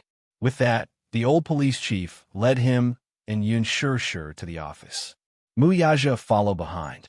It was only when they entered the office that they realized that the police officers, whom Yun Yeching had imagined to be busy, were sitting in the office, drinking tea and joking leisurely. When they saw the old police chief enter, they immediately stood up straight and regained their serious expressions. "Hello, Chief." Muyaja glanced at the noisy office and frowned. "It seems that your bureau is very busy. Busy drinking tea and chatting." The old police chief's face was full of embarrassment. He coughed, patted the table, and said sternly, "Is this your work attitude when I'm not in the bureau? Are all of you very free?" Everyone was shocked and lowered their heads guiltily. They were so scared that they did not even dare to breathe loudly. In front of Muyaja, the old police chief pretended to reprimand this bunch of people. As for these people, which one of them did not know how to read people's expressions? From the old police chief's expression, they roughly knew that it was either a superior who had come to investigate or a distinguished guest. They were very cooperative in putting on a show. This old gentleman received a summons from the bureau to come over to identify the body. "Who's in charge of this case? Step forward." A young police officer stepped forward. "Excuse me, are you Mr. Yin?" Yin Yeching glanced at him and felt angry. He had been sitting on a bench outside the door for a long time. Yet the person in charge of the case was laughing and joking inside. How could he not be angry? "Yes. Oh, I'm sorry. I was busy just now and only had time to take a sip of tea. How about this? Come with me. I'll bring you to identify the victim's clothes and belongings." With that, Yun Yeching and Yun Shishir followed him into the morgue. Muyaja also wanted to follow. The old police chief immediately stopped him. "Chairman Mu, please sit here for a while. I'll report to you if there's anything." Yin Shishir also said, "Wait for me here." "Okay, I'll wait for you." Muyaja nodded. "If you're hungry, you can go and have dinner first. Remember to call the two little guys and tell them that I may not have time to have dinner with them." "Okay, don't worry." Yin Shishir nodded and followed him. The body was in the autopsy room. Because it was involved in a murder case, the body could not be brought back for burial. After entering the autopsy room and putting on masks and sterile gloves, the police officer led them to the display room. Opening the box, one of the bags was filled with personal belongings collected from the scene where the body was found, and the other bag was filled with the victim's clothes. Even though the clothes had been corroded by the seawater for a long time, causing them to fade and become tattered due to the impact of the current and the fishes, Yun Yeching could still recognize them at a glance. They were the clothes he had bought for Li Qin on her birthday at the mall. She was still wearing it that day at the hospital. Then, the mother and daughter disappeared without a trace. As soon as he saw that piece of clothing, there was a boom in his head. "It's her." Yun Yeching was dumbfounded. His face was ashen as if it had been painted white. Chapter 1890. Yun Shishir was stunned for a moment. She barely recognized the clothes. They were the clothes that Li Qin had worn before. She wore a red jacket and was dressed in high-end fashion. Li Qin loved to dress up, so even though they were tight on money, she was always willing to splurge on her clothes. These were the clothes she wore in the summer. Judging from this, if this body really belonged to Li Qin, then she had already been killed in the summer. Could it be a coincidence? Yin Shishir was still in disbelief as she raised a guess. "There are some personal belongings of the deceased here. Please come and identify them." The police officer placed the bag of belongings on the table and pointed. A watch, a black wallet, an earring, a gold ring, and a jade bracelet. Yun Shishir and Yun Yeching walked over. Yun Yeching stretched out his trembling hand and sorted out the items. He immediately took a deep breath of cold air, his eyes filled with heartache. "It's her. It's my wife," Yun Yeching kept mumbling. He nodded and shook his head. Li Qin's sudden death made him feel a little lost and sad. How could such a good person be gone just like that? He really could not figure this out. The police officer shook his head and said, "The autopsy report is not out yet, so we can't come to a conclusion. But one thing is for sure. She was murdered." "Murdered?" Yun Yeching turned pale with fright, somewhat in disbelief. She didn't have any feuds with anyone. Even if she did, it would be a conflict between neighbors. How could she be murdered? Her body was even dumped in the sea. I really can't figure it out. The police officer kept quiet and observe him silently. As Li Qin's husband, Yun Yeqing was also a big suspect in her bizarre death. Therefore, as a suspect, the police officer began to observe him silently from the moment he spoke.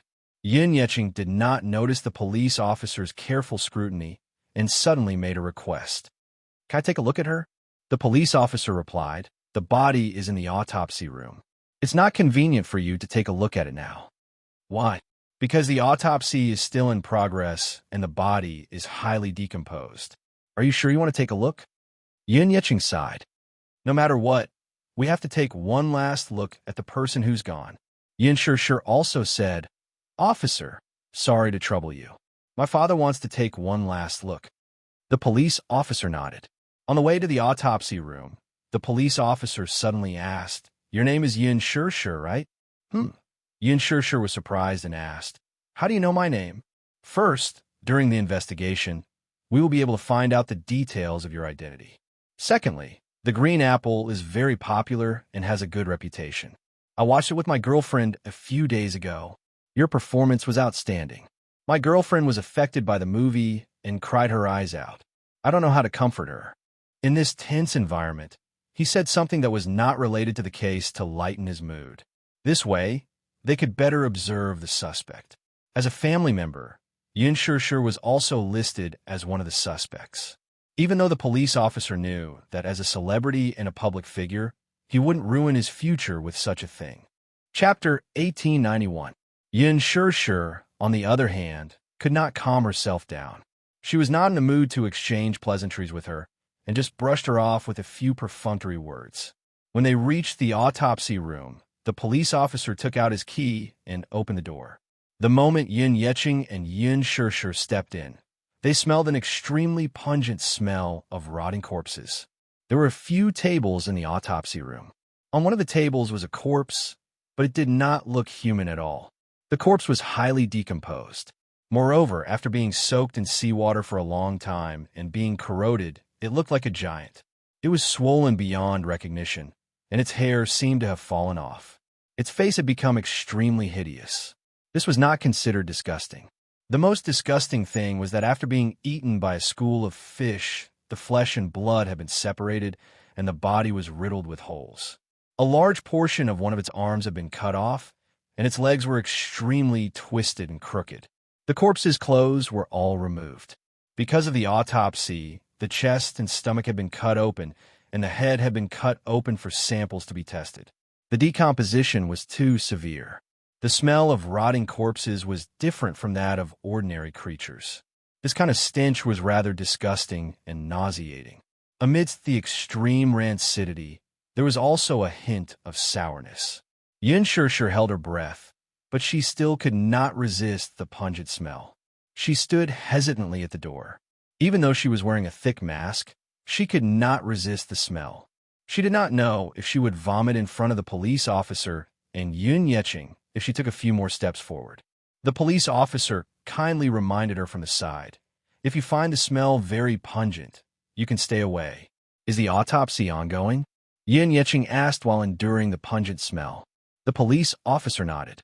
"The autopsy is ongoing, but please understand that the condition of the corpse is the few experienced forensic doctors we hired can't stand to face the corpse for a long time.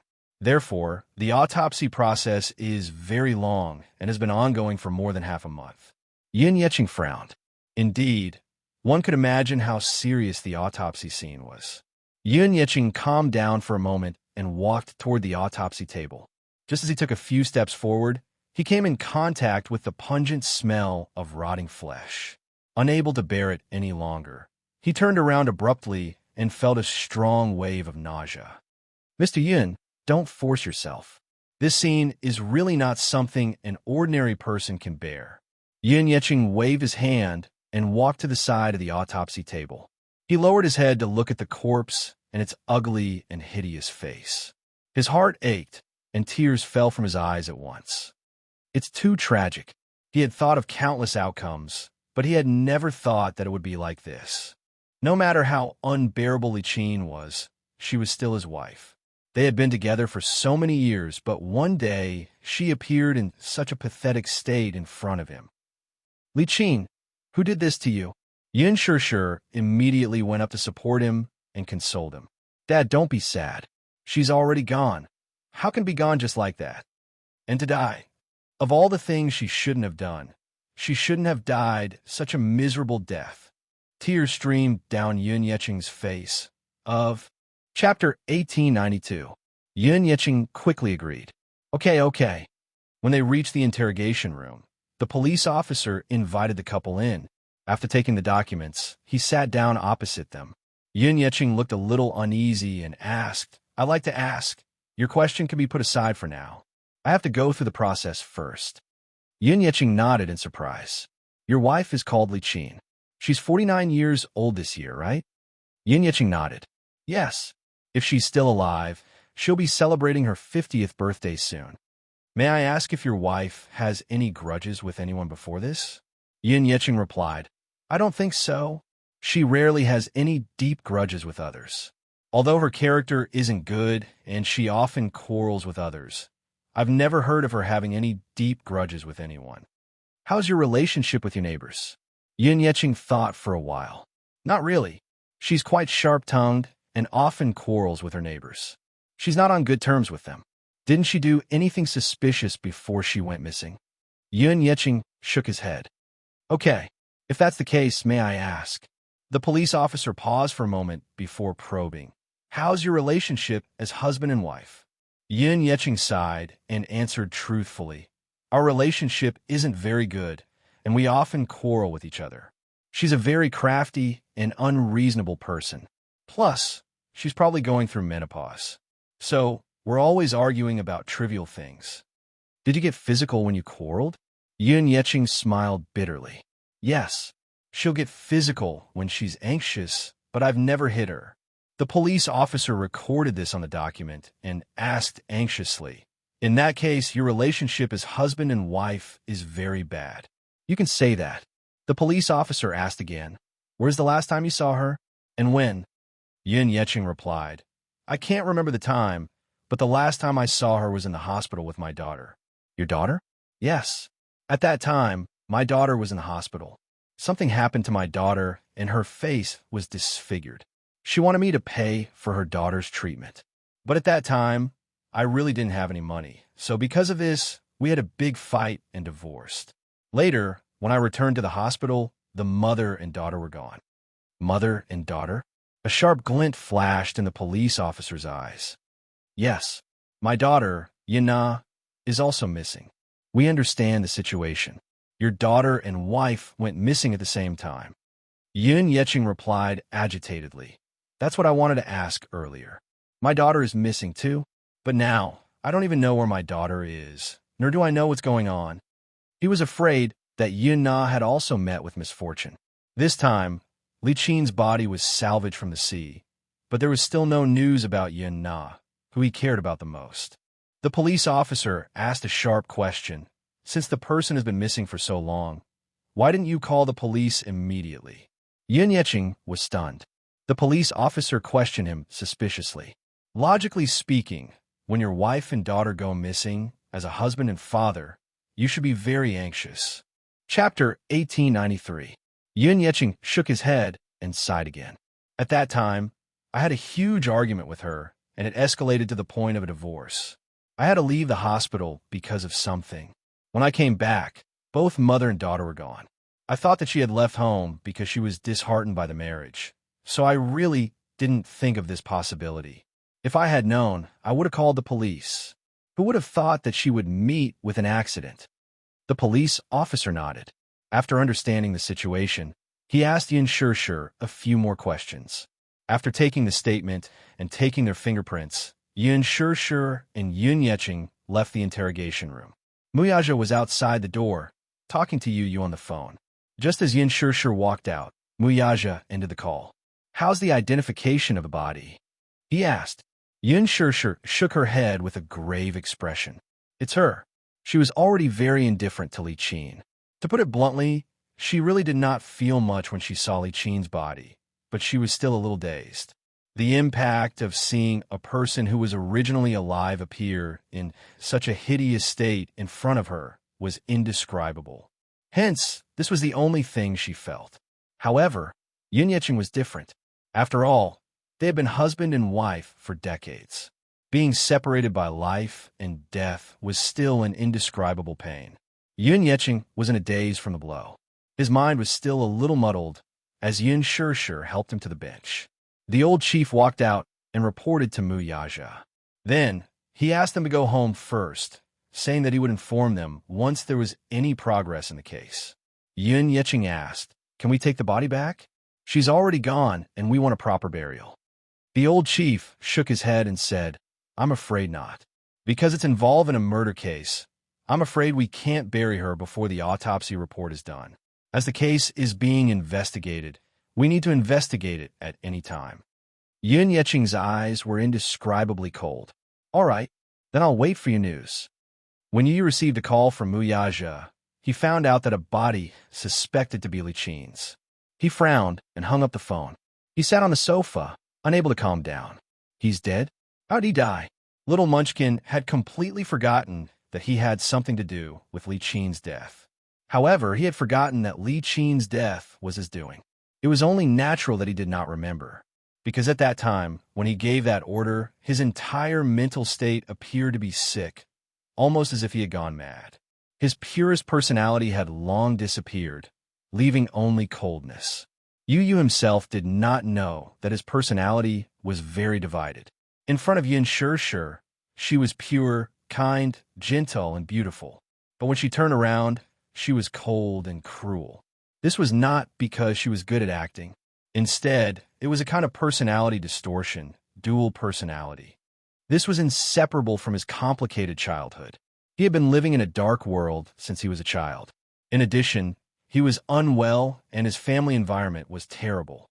On one side, he had Yun Shishir's meticulous care and care. She was gentle and meticulous.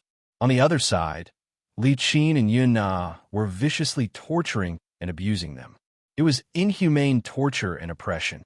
At the same time, in order to protect Yun Shishir, the kind-hearted Yu silently endured a lot. No matter how much he was wronged, he only cared about himself and endured it without saying a word. Chapter 1894. His personality was split into two extremes. On one hand, he was as dark as a devil. On the other hand, he was as pure as an angel. Therefore, once his personality split and turned dark, his methods were cruel and ruthless. It was not something a 7-year-old child should have. However, after he returned to normal, it was hard for him to remember what he had done. Therefore, Yu had forgotten what he had done to Li Qin and Yun Na. Xiao Yiqin saw that he was frowning and felt uneasy. You don't look too good. What did Daddy say?" "He said that something happened, so he and Mommy might be a little late. He asked us to wait for him patiently." Xiao Yiqin was nervous. "What happened?" Yu comforted him and said calmly, "Don't worry, you idiot. Daddy and Mommy are fine. However, Grandpa received a call from the police station today. They asked him to go to the police station to identify the body." Little Li Qin was stunned when he heard this. "A corpse?" "Yes." "Whose body is it?" Yu smiled coldly. When he mentioned Li Qin, his face was incomparably cold. He said casually, "Grandpa has a wife whom he's been married to for decades. Her name is Li Qin. She is Mommy's adoptive mother. According to seniority, I should call her Grandma. However, she is a bad person. She often bullies Mommy, so I don't want to call her Grandma." Pausing for a moment, he said slowly, "Some time ago, she and her daughter both disappeared without a trace. Less than a month ago, a fisherman fished up a body from the sea. It matched the woman's characteristics, so he asked Grandpa to identify it. Mommy is also with Grandpa. I'm afraid they are still cooperating with the police to record their statements." Xiao Yiqin frowned and was a little speechless. "They disappeared without a trace. How did they get fished up from the sea? It doesn't look like suicide. It looks more like a premeditated murder." "What do you mean?" "Intuition." Xiao Yiqin smiled. During his years in the special training camp, investigation was one of the most important subjects. Therefore, his consciousness and intuition were especially sharp. Yu was stunned. Xiao Yiqin placed his hands behind his back and smiled at him. Then, he slowly said, Apart from my intuition, if I were to calm down and analyze the situation, I wouldn't have gone through so much trouble to jump into the sea. Think about it. The capital's coastal theme is the estuary where the Longping River flows into the East China Sea. If it was suicide, then she would have to take a boat to the East China Sea to complete the condition of suicide. You have to know that there are only a few ports in the capital. The ports are tightly sealed, so I suspect that it was murder. I suspect foul play. Xiao Yiqin's words instantly disrupted Yu Yu's train of thought. It was as if many fragmented fragments had been squeezed into his mind. There were the sounds of women begging for mercy, crying and wailing, accompanied by thoughts that were surging like waves, rising and falling. His mind quickly fell into chaos. He fell onto the sofa in a daze and held his aching forehead. He fell into an inexplicable state of shock and uneasiness. Fragments of memories flashed before his eyes like a merry-go-round. Chapter 1895. Go ahead and cry. Your mommy isn't home now. Let's see who's going to help you. Let's see who's going to protect you. Isn't it too easy to just throw her into the pond? Chop them up and feed them to the sharks. Their deaths aren't worth pitying. I'll give you the money.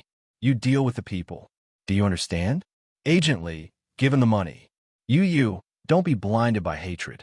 It was as if a fountain had instantly gushed out from the depths of his memories. It was the scene of Yun Na crying as she knelt before him and ceaselessly begged for mercy. You, it's Annie's fault. It's Annie's fault. Auntie was blind in the past. It's Annie's fault. Annie swears that I won't bully you anymore. And I won't bully your mommy anymore. You, do you really want to kill us? I know that you're just scaring us. We were wrong. At the very least, for the sake of your grandfather, please let us live. Do you know? You're hiring someone to kill us. It's illegal. It's intolerable. Boo-hoo, you. I don't want to die. I beg you, spare me. Her sharp and piercing cries kept ringing in his ears, pounding on his eardrums. Yu clenched his fists tightly and sat on the sofa. His entire body was unbelievably stiff. Xiao Yiqin saw that he was in a terrible state and couldn't help but touch his hand. When his fingertips touched it, he suddenly realized that he was covered in cold sweat. Yu? Xiao Yiqin called his name, but the little guy didn't react immediately. Yu, what's wrong? Yu suddenly came back to his senses. His eyes widened as he looked at Xiao Yiqin's face in shock. What's wrong? Why do you look so pale? When Yu came to her senses, she realized that her limbs were cold and her breathing was rapid. Her back, in particular, was drenched in cold sweat.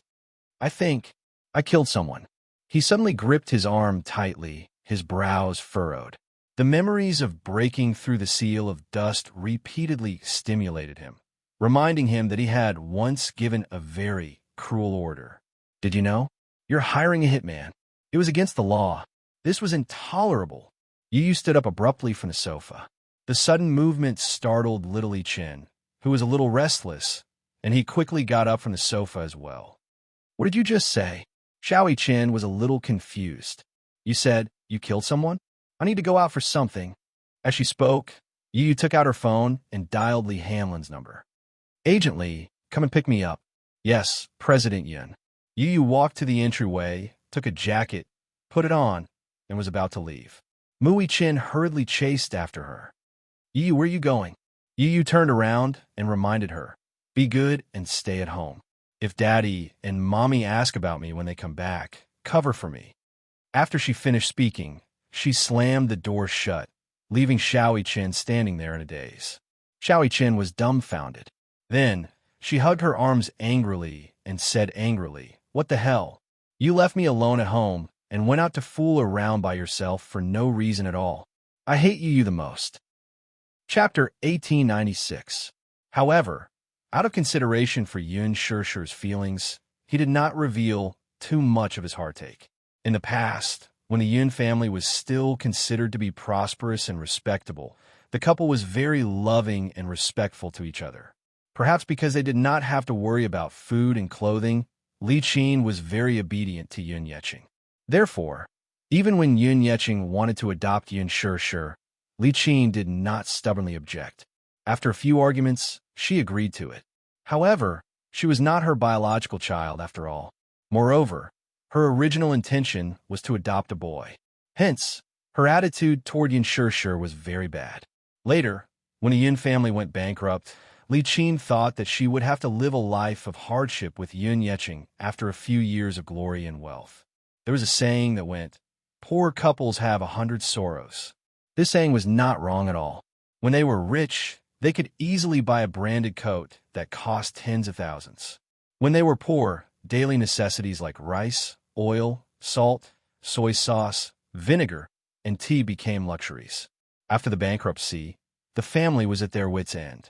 Li Qin was used to living a life of luxury. Now that the family was poor, she had to worry about trivial matters. Naturally, her temper became worse. The couple's relationship then deteriorated. Now, things were still the same, but the people were different. Yun Yeqing kept his head down and did not say a word. But how could Yin Shishir not know what he was worried about? Dad, don't think too much. Even if she's gone, don't let your imagination run wild. Sigh. I'm just worried. I know you're worried about Yin Na's whereabouts. Yin Shishir frowned and covered the back of his hand. Don't worry. I'll definitely find Yin Na.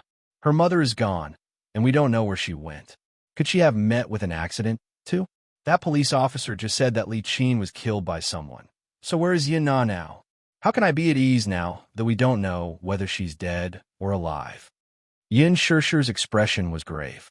She was actually thinking that since Li Qin's body had been found, it was really hard to say whether Yin Na was dead or alive.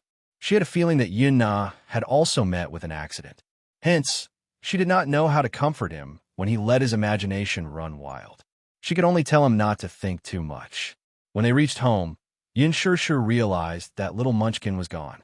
Xiao Yiqin was sitting alone in the living room, watching television with his head propped up. Seeing that they had finally returned, she ran over and called out sweetly, "Daddy, Mommy, Grandpa, yes. Where is Yu? Yin Shishir looked around but did not see Yu. Xiao Yiqin scratched his head and replied slowly, Yu. He could not help but frown as he blamed Yu in his heart. This guy had left him here alone and left him with such a huge mess. How was he supposed to respond? Muyaja frowned. Where did that kid go? He seems to have been taken away by someone just now. By whom? I think it was Agently. Yin Shishir was obviously unfamiliar with this title. Muyaja reacted at once. Agent Li should be the principal of his former kindergarten. Yin Shishir nodded. She had met Yu once when he was in the hospital. That principal seemed to treat Yu as his own. She calmed down and gave Yu a call. The call was quickly connected. Chapter 1897.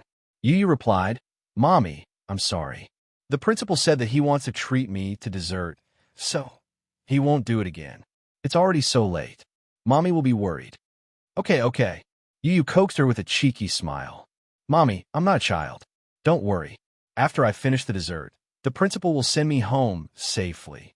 Yin Shishir's lips twitched violently. She fell silent.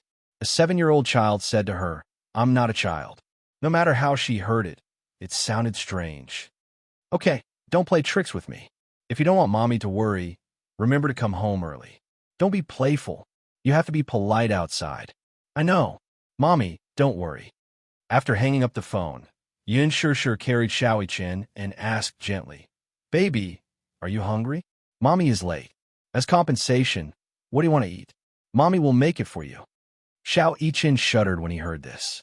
He said softly, Mommy, if you really want to make it up to me, you should take me out for a meal. Yin Shishir's fragile heart received a heavy blow. Was her culinary skills that bad? She compromised. Then, what do you want to eat? Mommy will take you out to eat. I don't mind.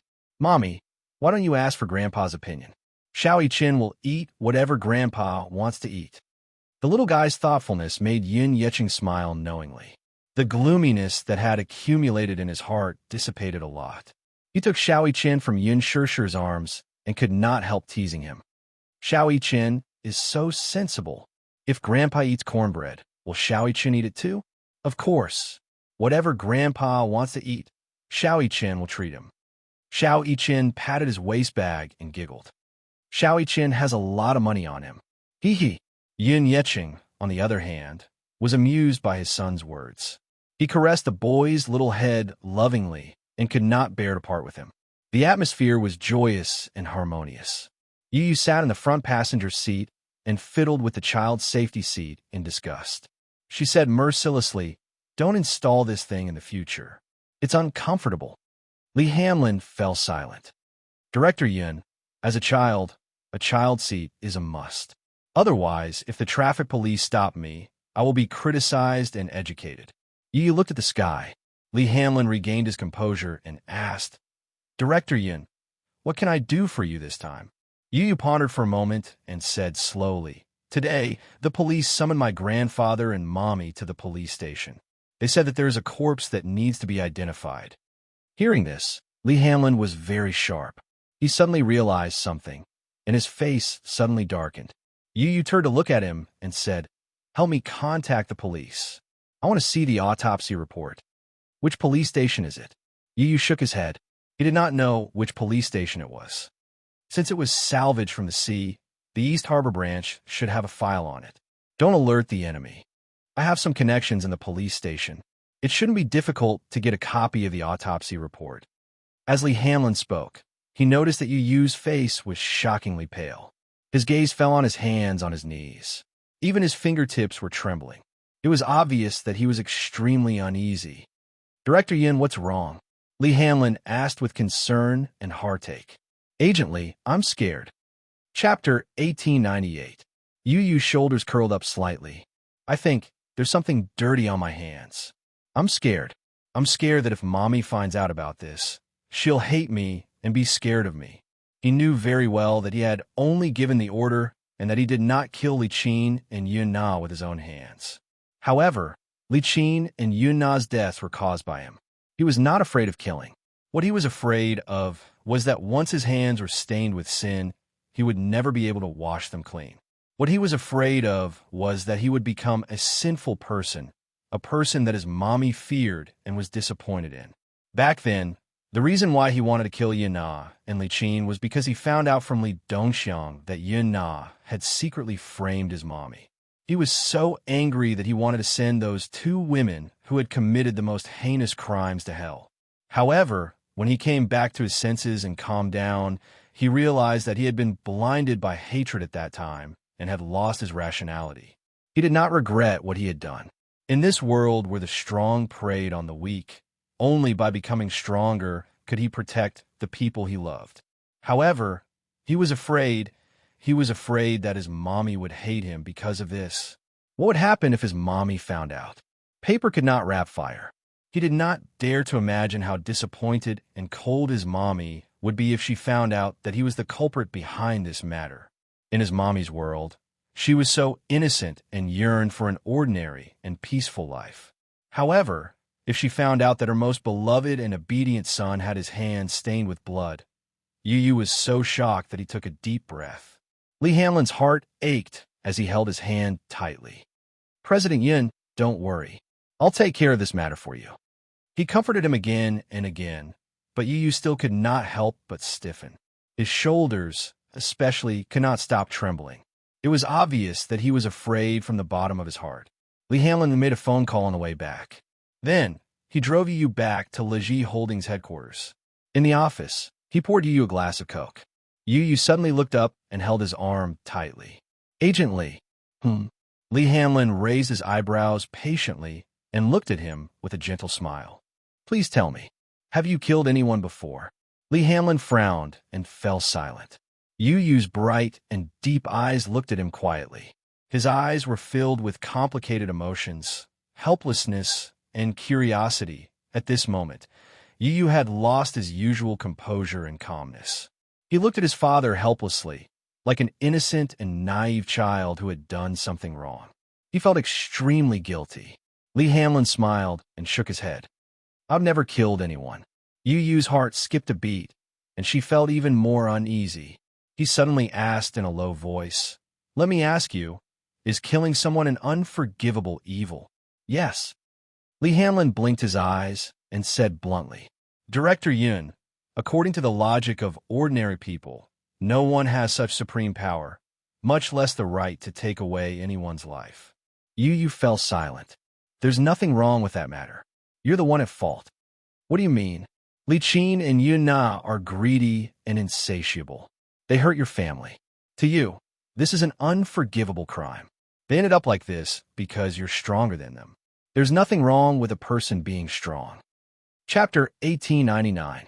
Li Hanlon continued to explain, this is a world where the strong prey on the weak. The so-called laws are just rules set by humans standing at the top of the food chain. But isn't this also the fundamental meaning of the law of the jungle? Big fish eat small fish eat shrimps, shrimps eat mud, and humans eat fish. Deer eat grass, wolves eat deer, lions eat wolves, and humans hunt and kill lions. This is unfair to begin with. But in this world, there is no creature stronger than humans. So humans set the rules of the game, and there is no reproach. This is the law. Therefore, the law of the jungle, Huron's justice. There are many unimaginable darkness in this world. Either you don't touch it, or you become strong. Li Hanlon sighed and gently hugged his shoulder. Mr. Yun, your mistake is that you are still too young. At such a young age, you should have had a carefree childhood, but you stepped into a world that ordinary people can't imagine. Yu Yu's world was already different from Yun Shishi's. He stepped into an extremely dark world, and it was this dark world that set the supreme rules of the game. He was worth hundreds of millions and sat on an inexhaustible wealth. The toy drawings he designed could be used in missile development. Once the Sky Eye project he participated in was successful, the entire Sky Network would be blocked. The Hurricane Group behind him made a living from war. The smoke and war in this world were extremely cruel. But as the ruler, the Hurricane Group had already controlled the rules of life and death. For the time being, not to mention the arms transactions between the Hurricane Group and the governments and royal families of various countries. The arms sales to war-torn areas alone were enough to kill thousands of people overnight. But was this a sin? It was just a kind of capital for the strong. The most evil thing in the world was the human heart. Yu took a sip of cola and bit the straw. He understood what Li Hanlon wanted to say. Li Hanlon asked him, Mr. Yun, I just want to ask, will you regret it? Regret? From the moment you joined the Hurricane Group for a few days, the sin on your hands can no longer be washed away. Do you regret it? Li Hanlon asked gently. On the one hand, he felt sorry for him. He was just a child, a 7-year-old child. There was no need for him to come into contact with this cruel world so early. The Gong family was famous for their fighting prowess. As the leader of the World War, the Hurricane Group was not to be underestimated. Yu smiled and lifted his head.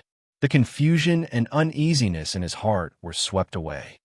I have no regrets. Why? Because that's the only way I can become a powerhouse. Even if my hands are stained with sin, I will protect Mommy and not let her come to any harm. He had had enough of cowardice, enough of being weak, enough of being bullied. She didn't want to recall the dark bits and pieces of her childhood. He would rather be stained with that sin and become the strongest person in the world. Only then would he be able to protect his mother tightly in his arms. When he was strong, his mommy wouldn't be bullied anymore. Only when he was strong could he protect the people he wanted to protect. Li Hanlon smiled knowingly and patted his head. If I had a son as strong as you, I would wake up laughing even in my dreams. If I had such a disappointing father like you, I would wake up crying in my dreams. Li Hanlon was deeply affected. Chapter 1900. Li Hanlon clutched his wounded chest and complained tearfully. Yu, I'm so sad. I treated you like my own son and loved you like you were my own. But what about you? Not only did you deduct my bonus, but you also shot me down. It's so unfair. Yu said coldly. Agent Li, you must always remember that this is a world where the strong prey on the weak. As your superior, it's my right to deduct your bonus. If you're so capable, why don't you deduct my bonus too? Li Hanlon suddenly fell silent and stared at him as if he wanted to say something. After staring at each other for a long time, the two of them smiled at each other and bumped fists tacitly. In fact, even though he was sharp-tongued, Yu still respected the man from the bottom of his heart. In terms of status, Yun Hanlon was his superior. However, in terms of seniority, he should call him uncle. Lee Hanlon had been by his side for a long time and could be considered loyal and devoted. He would not shirk his responsibility, even if it meant going through hell. Director Yin, what do you plan to do next? Yu closed his eyes slightly and said in a low voice, suppress this matter as soon as possible. At the same time, send someone to see if you can find Yin Na's whereabouts. Yes. Just as he finished speaking, the doorbell rang. Lee Hanlon walked over and opened the door. He saw a man in uniform standing outside the door and smiling at him. Hello, Director Lee. I've prepared a copy of the information you requested. Please take a look. As he spoke, the man handed a document to him. Lee Hanlon took the document and asked, is the autopsy report out yet? The man shook his head and replied meticulously, not yet. The corpse is highly decomposed. Even an experienced forensic doctor can't work for a long time, so the autopsy is going very slowly. All right, you can go back first. Don't mention this to anyone. Yes. Lee Hanlon closed the door and handed the document to Yu. Yu opened the document expressionlessly. He took out a thick stack of documents and flipped through them page by page. He looked at it very seriously, going through everything in detail, no matter how big or small. As expected, Li Qin's identity was confirmed through the preliminary DNA comparison. It seemed that the corpse was indeed Li Qin. I remember that I asked Li Dongxiang to clean up his hands and feet. Yu sneered, his eyes cold. Lee Hanlon fell silent. He suddenly said, I'm guessing that he must have wanted to drown them in the sea. Generally speaking, once a corpse is drowned in the sea, it will decompose completely within a few months. Even if it's not completely decomposed, the school of fish will devour the corpse until there's nothing left. Li Dongxiang is not a kind person. He is ruthless and merciless. Lee Hanlon thought to himself, no matter how ruthless I am not as ruthless as you. However, he didn't dare to say this out loud. Lee Hanlon said casually, which one of the gangsters on East Street hasn't killed anyone before? Their days were spent licking blood from the edge of a blade. These people have no principles. They do things as long as they're paid. As for their efficiency, they can't be compared to professional killers. Even if Li Qin's corpse has been found, what about Yin Na's whereabouts? Yu raised his doubts. Chapter 1901. Yu disagreed. Since Li Qin has been found out, we still have to find Yin Na's whereabouts to play it safe. If she's alive, I want to see her. If she's dead, I want to see her corpse. If there's an accident, it'll be a disaster if we keep her alive. Lee Hanlon nodded in agreement, but said hesitantly, the East China Sea is so big. Finding a person is like finding a needle in a haystack. I can only do my best. Yu put the file on the table and pursed his lips. Indeed, finding a corpse in the sea was like finding a needle in a haystack. He pondered for a moment and said, send someone to deal with the fishermen at the East Port. They go out frequently. If they find anything, suppress the news before calling the police. Lee Hanlon nodded. So far, this was probably the only way to deal with the aftermath. Yu's knuckles gently knocked on the table, but there was a thick layer of hostility between his eyebrows. As for Li Dongxiang, his hands and feet are dirty. There's no point in keeping him. Understood. Leave it to me. East Street, underground gambling den. It was 2:00 in the morning. It was the time when there was a boiling cauldron of voices. Li Dongxiang was guarding the den with a cigarette in his mouth. He was like a tiger walking in his territory, patrolling around the den. Suddenly, a servant came over and whispered in his ear, Boss, someone is looking for you. Li Dongxiang frowned and glanced at him. Who's looking for you? The hooligan shook his head blankly and said vaguely, I don't know. But he said he has a big business to discuss with you. Big business? Li Dongxiang's eyes lit up when he heard this. In their line of work, the so-called big business was a code word. It meant that there was a job for him. Therefore, he threw the cigarette, but on the ground, and stepped on it. He asked casually, where is he? He's waiting in the house. Li Dongxiang ordered, watch the den for me. I'll be back soon. As he spoke, he walked toward the house. However, when he walked to the door, his nose keenly caught a suspicious scent of blood. People like him who walked on the fringes were very sensitive to the scent of blood. As soon as he walked to the door, he noticed it. Therefore, his hand that was pushing the door open hesitated for a moment, but he still pushed it open. Just as he was about to step in, he didn't know that a strong man in black standing at the door had grabbed his collar and pushed him. Li Dongxiang staggered and fell to the ground. As soon as his hand touched the ground, he felt that the ground was sticky. He raised his head and saw a pair of empty eyes. When he saw the corpse lying on the ground, he was shocked. "Holy sh**t!" Li Dongxiang scolded and heard the door behind him close with a bang.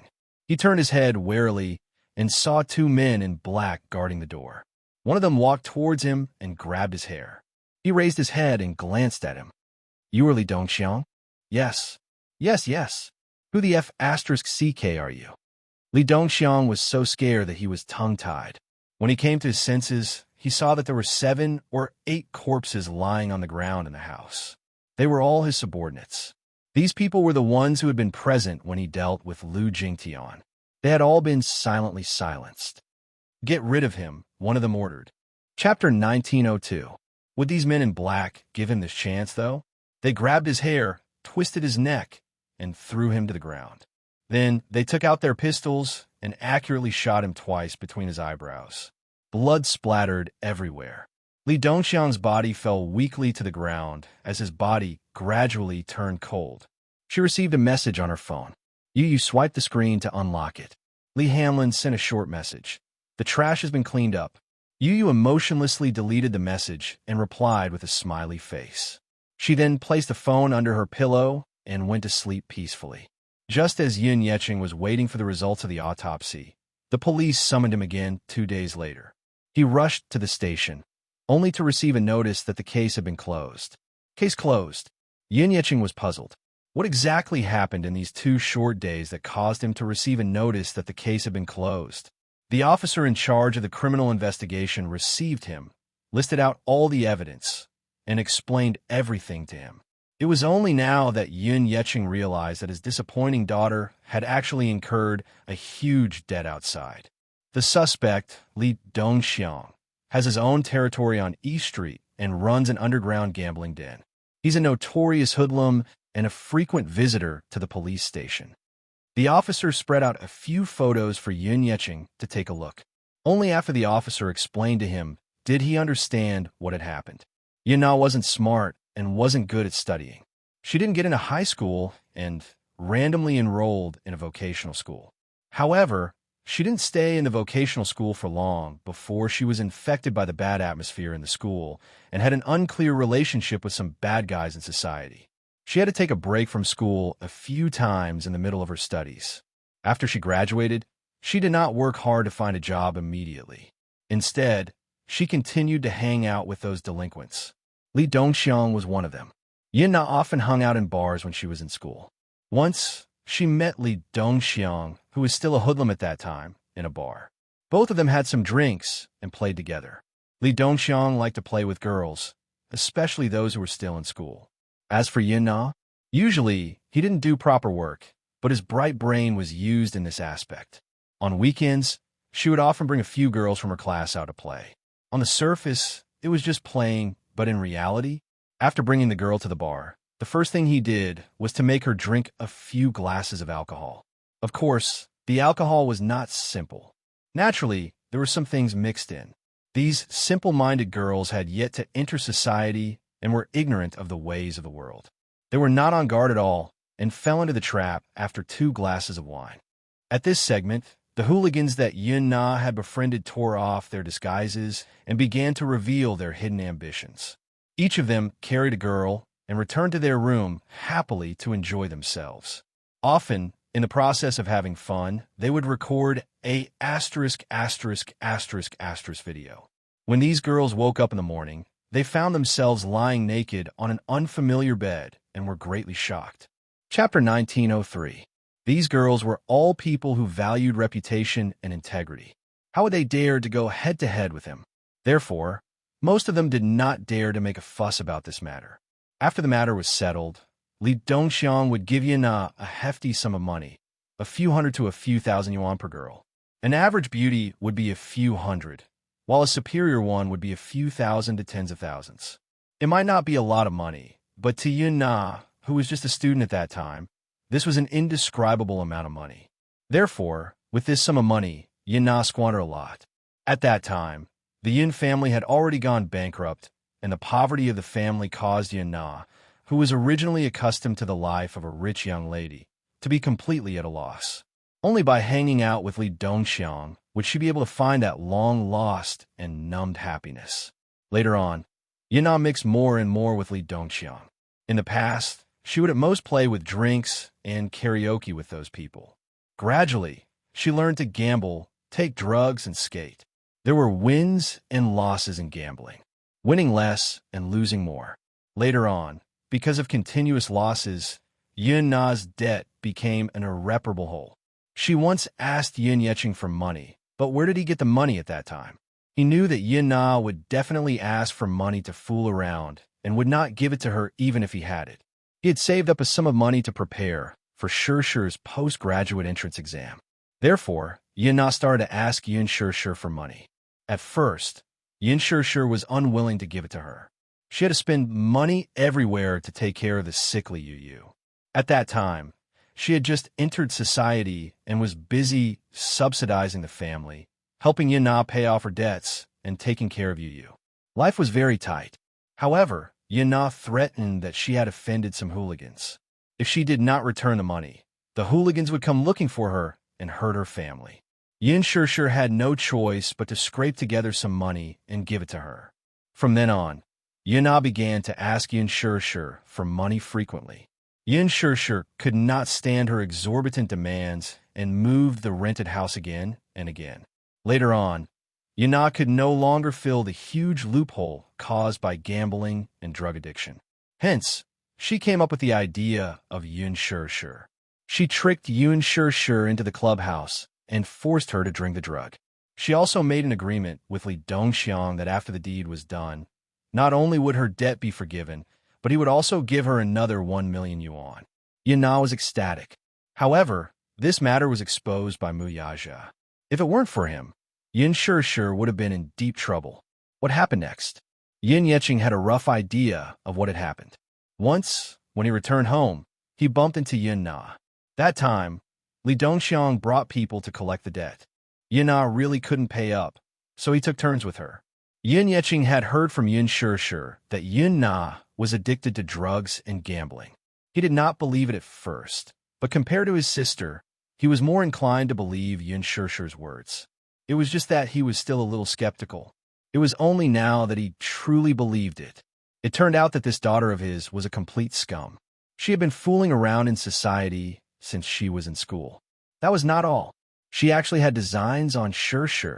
Gosh, how could she do such a thing to sell her sister to a few hooligans? Chapter 1904. Yin Yeqing was in disbelief. It was only when the police took out some relevant evidence and let him listen to the relevant testimonies that he fell numbly into the chair with a face full of heartache. It was the father's fault for not teaching her well. What did he do to raise such a shameless daughter? Sitting in front of the police officer, he was extremely anxious and felt like he was sitting on pins and needles. Especially when he heard about Yin Na's crimes. He did not know where to put his face. Li Qin was also aware of this matter, but she did not say it out loud. However, the mother-daughter pair could only blame themselves for being reduced to such a state.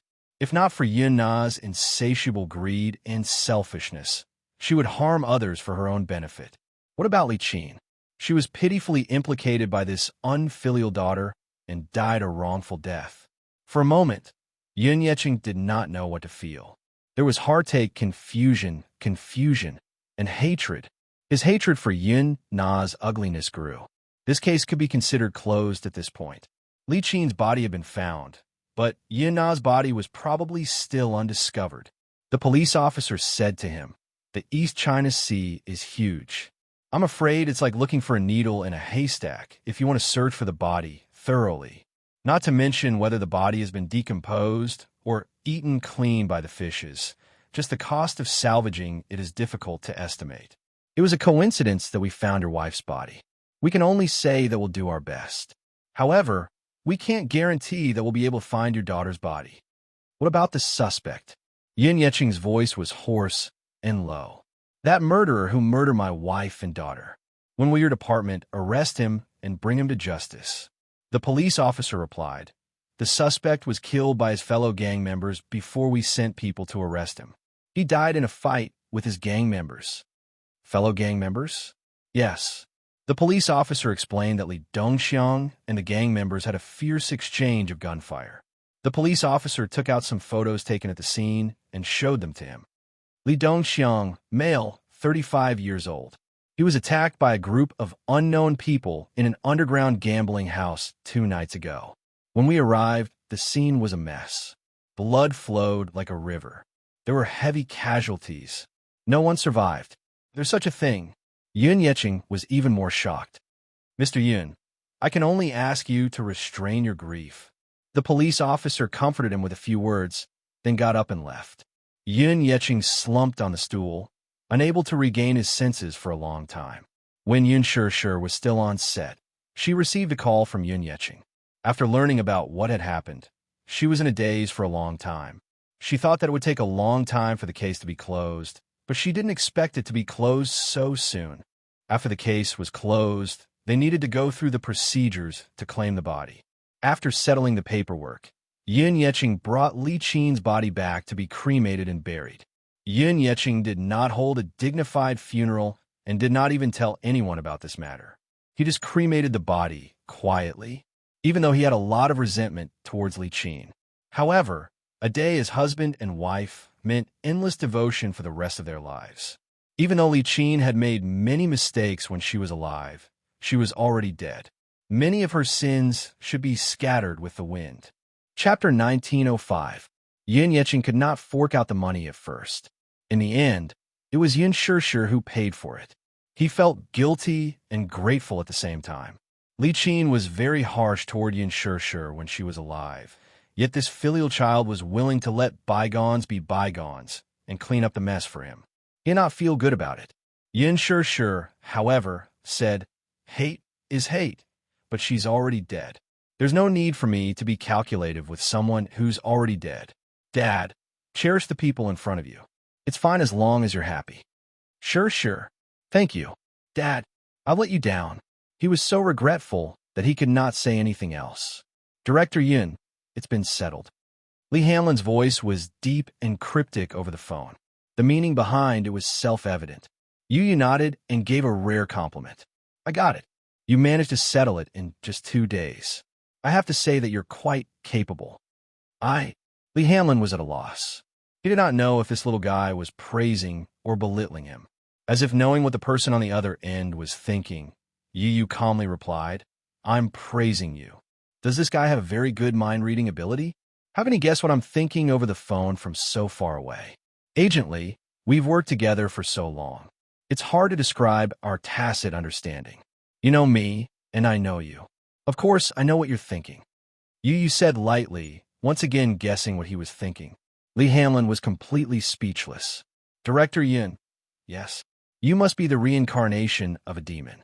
I feel that you're not a normal creature." There was a long silence on the other end.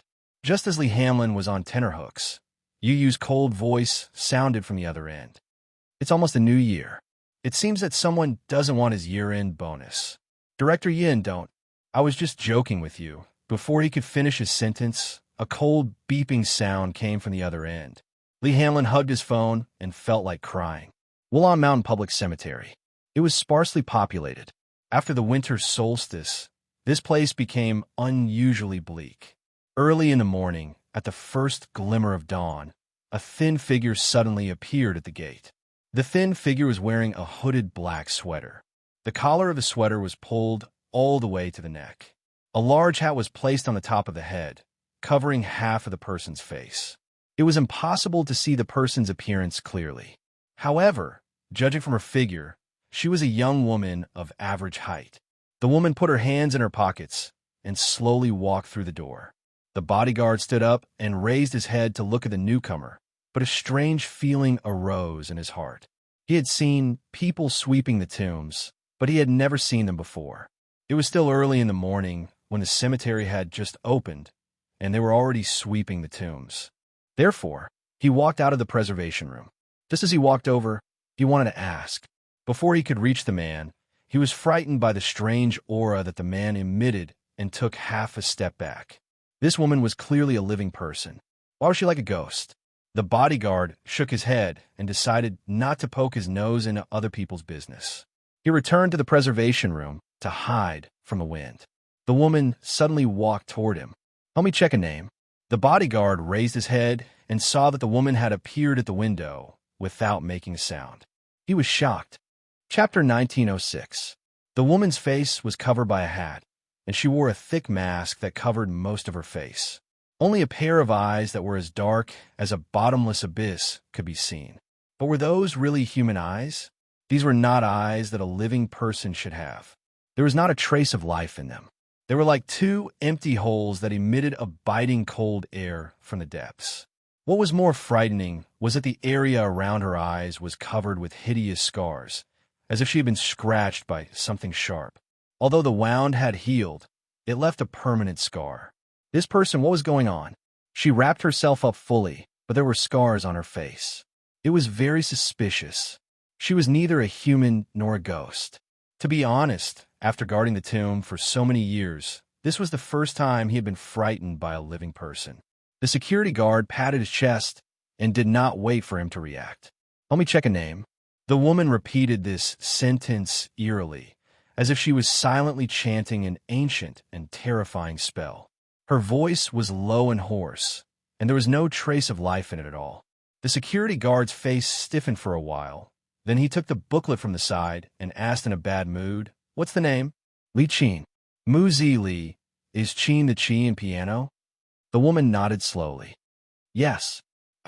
This name was just added not long ago. It's in the 19th row, 23rd. As soon as he finished speaking, the woman turned around without saying a word and walked towards the tomb. The security guard stared at the woman's back as she left. After a long time, he could not help but spit out a few words. "What a strange person!" The woman did not walk far. Her footsteps suddenly stopped, and she slowly turned around. A pair of ghostly eyes looked in his direction. The security guard was shocked into silence. He subconsciously bit his lips and smiled at her, as if he was trying to please her. Tomb number 5. 19th row, 23rd row. This was a row of newly built tombstones, green and lush.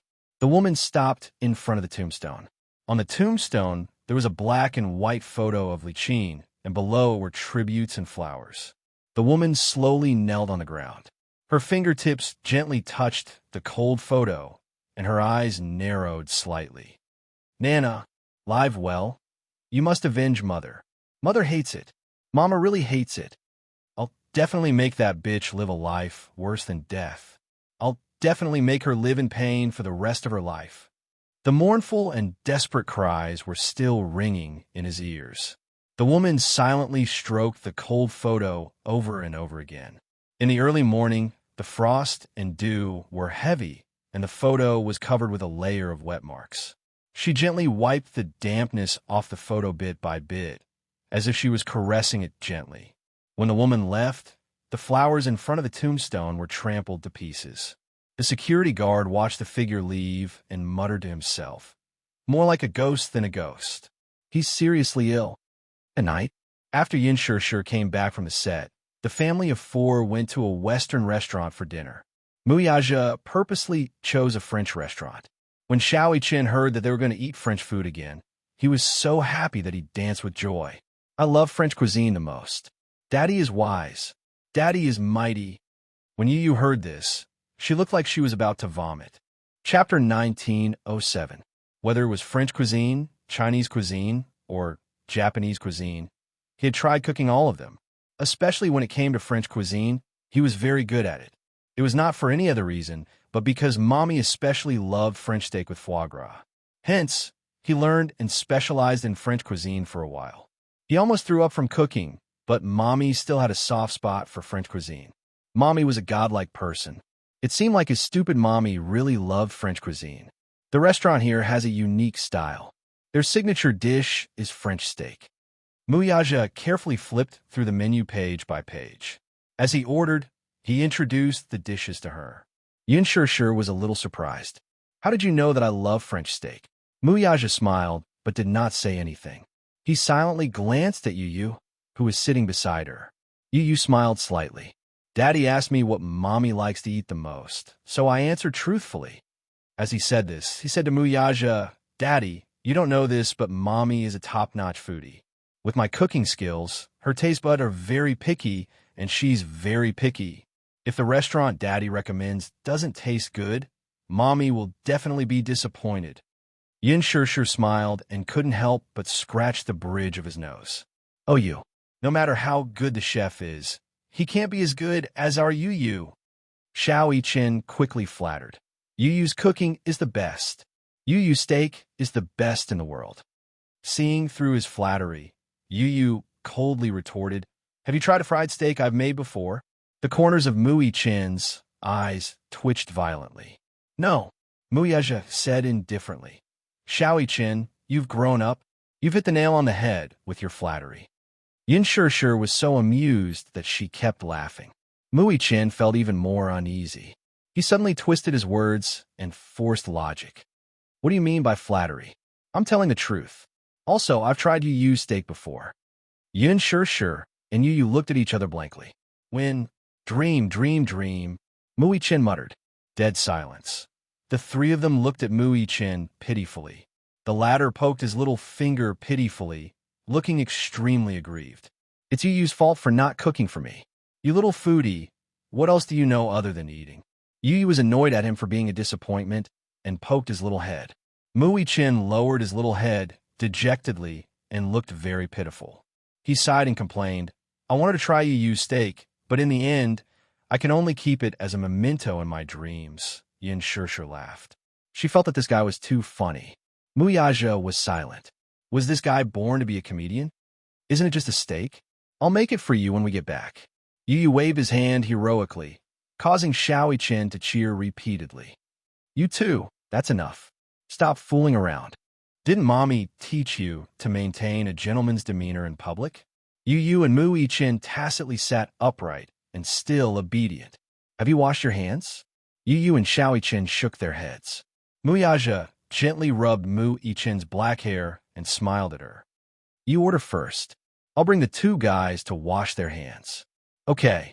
Yin Shirshir suddenly asked, What do you want to eat? Chapter 1908. Muyaja got up and walked to the washroom with one hand holding the other child's hand. However, what was slightly interesting was that the two little guys were only waist-high. One was big and the other was small, so there was a very distinct height difference.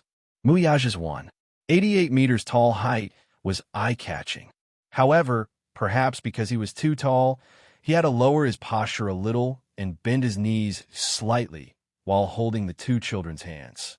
Therefore, the man did not look as domineering as before. Instead, he looked more gentle and meticulous as a father. He was a young father, 28 years old, but he was the father of two children, perhaps because of his lack of experience or because he was used to being swift and decisive. He was even a little helpless when facing the two little guys. However, other than being uneasy, there was the gentleness in his father's nature that could not be hidden. Yin Shirshir's eyes curved as she could not help but touch the diamond ring on her ring finger. Her heart was filled with sweet satisfaction. She lowered her head and browsed through the menu, hesitating as she chose the dishes. Sister Song. Here, I'm here. A woman's voice suddenly sounded from the neighboring seat. Yin Shirshir looked up in confusion and was surprised to meet eyes with a familiar face. Song Inya, who was dressed to the nines with exquisite makeup, walked in with a sachet in her hand. The moment she saw Yin Shirshir, who was sitting in a private room facing her, her gaze changed again and again. Why are you here? Without waiting for Yin Shirshir to react, Song Inya took the lead to question unreasonably. Yin Shirshir fell silent and suddenly had the urge to change restaurants. Song Inya seemed to have an appointment with someone and had arranged to meet here. However, just as she stepped through the door, the two unexpectedly bumped into each other. Song Inya was furious when she saw Yin Shirshir. She had previously heard that Muyaja and Yin Shirshir had held a grand engagement ceremony on a private island. At that time, many high-level political figures, political leaders, and presidents of various countries were present. It was especially grand and dignified. He had heard all these from Song Yinshi. Song Yunshi purposely brought up this matter in front of her to provoke her into giving up on the man completely, so that she would no longer harbor any unrealistic thoughts about him. Song Inya did not show much emotion on her face when she heard that, but her heart seemed to be in turmoil. They were actually engaged. She questioned lightly, "Doesn't the Mu family dislike Yin Shirshir? How could he agree?" Song Yunshi said, "No one from the Mu family is present. Uncle Mu did it himself without using any of the Mu family's resources. However, what was unexpected was that it was done in such a grand manner. I heard that Uncle Mu racked his brains to create a dreamy beach wedding for that woman. The scene is very romantic and dreamy, just like a fairy tale." Song Yunshi's nonchalant words were like the sharpest icicles, piercing her heart and causing it to bleed. Song Inya was so heartbroken that she could not breathe. She could not take it lying down, even though she knew very well that she might not be able to win Brother Mu's heart. Even if she did everything she could not let go calmly. She could not take it lying down. All along, she had never said that she could not get what she wanted. Chapter 1909. What right did Yin Shirshir have to have what she could not have? With this thought in mind, Song Inya felt increasingly unbalanced. Hence, she hated Yin Shirshir to the core. The thought of a man she loved hugging another woman and making a solemn promise to her made her hate Yin Shirshir so much that she wished she could disappear from this world without a trace. Song Yunshi had advised her not to have any wishful thinking about Mu Yaja. This was not the first time she had given her such advice. However, Song Inya did not take it to heart. Hence, at this moment, when Yin Shirshir stood before her, Song Inya trembled all over and clenched her fists tightly. She did not know how much effort it took for her to control herself from rushing forward to strangle her. "Yin Shirshir, I didn't expect to meet you here." Song Inya smiled and ignored the greetings from her friends. She took a few steps toward Yin Shirshir and sneered. "Are you very smug now? Do you think that you can live happily ever after with Brother Mu? I have to hand it to you. You've really played a big game of chess. First, you racked your brains to get close to Brother Mu and got pregnant with his child through dirty means. In the end, she would secretly hide the child by her side. When the time came, she would naturally be able to rely on her child to enjoy the glory and splendor of wealth. Do you think that you can take root in the Mu family with your lowly status? Don't think that you can rest easy just because you're engaged to Brother Mu. Let me tell you, you don't have the right to step into the Mu family." Yin Shirshir knitted her brows in disgust and waved her hand in disgust.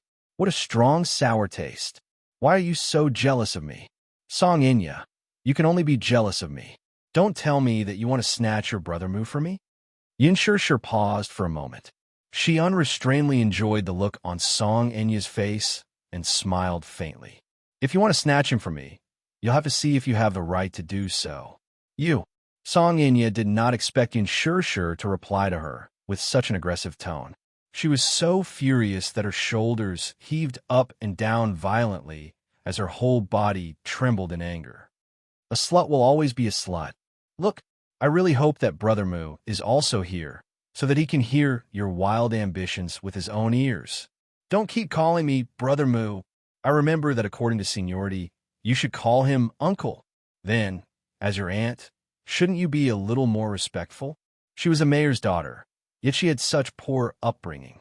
She kept saying slut every day. If word got out, it would be very unpleasant. "I heard that you graduated from a prestigious school, so you should be well-mannered. I didn't expect you to behave like an unreasonable shrew." Such merciless mockery made Song Inya lose all face. Unable to control her anger, she lost her rationality and strode up to Yin Shirshir. She glared at her condescendingly and scolded, "You shameless slut."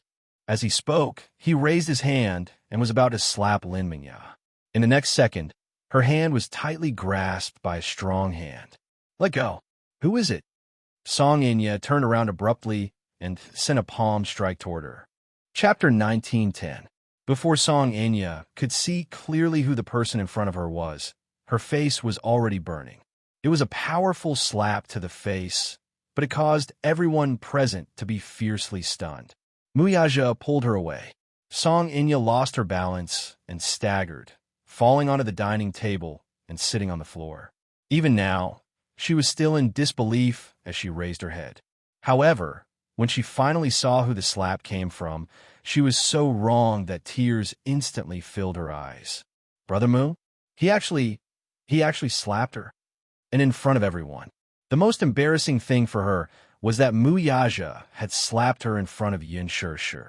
The pain on her face was not even a millionth of the pain in her heart. At that moment, Song Inya's world turned dark and gloomy. She fell to the ground, and her rather embarrassing appearance caused her to lose all her face. She held her aching cheek and tightly pursed her lips. Her trembling lips were simply unable to form a complete word. Why? This is the first time in his life that Brother Mu has been so angry with me for a lowly woman. Why? Why did he embarrass me in front of so many people, especially Yin Shi? Is he defending me? Why? Song Inya wanted to cry, but had no tears. Her heart was undoubtedly shattered into pieces, and she was almost suffocating. Yin Shi was also stunned. She glanced at Mu Yaja beside her. At this moment, his handsome face was filled with hostility. His eyes, especially, were soul-stirring and sharp. I remember that I reminded you not to touch her.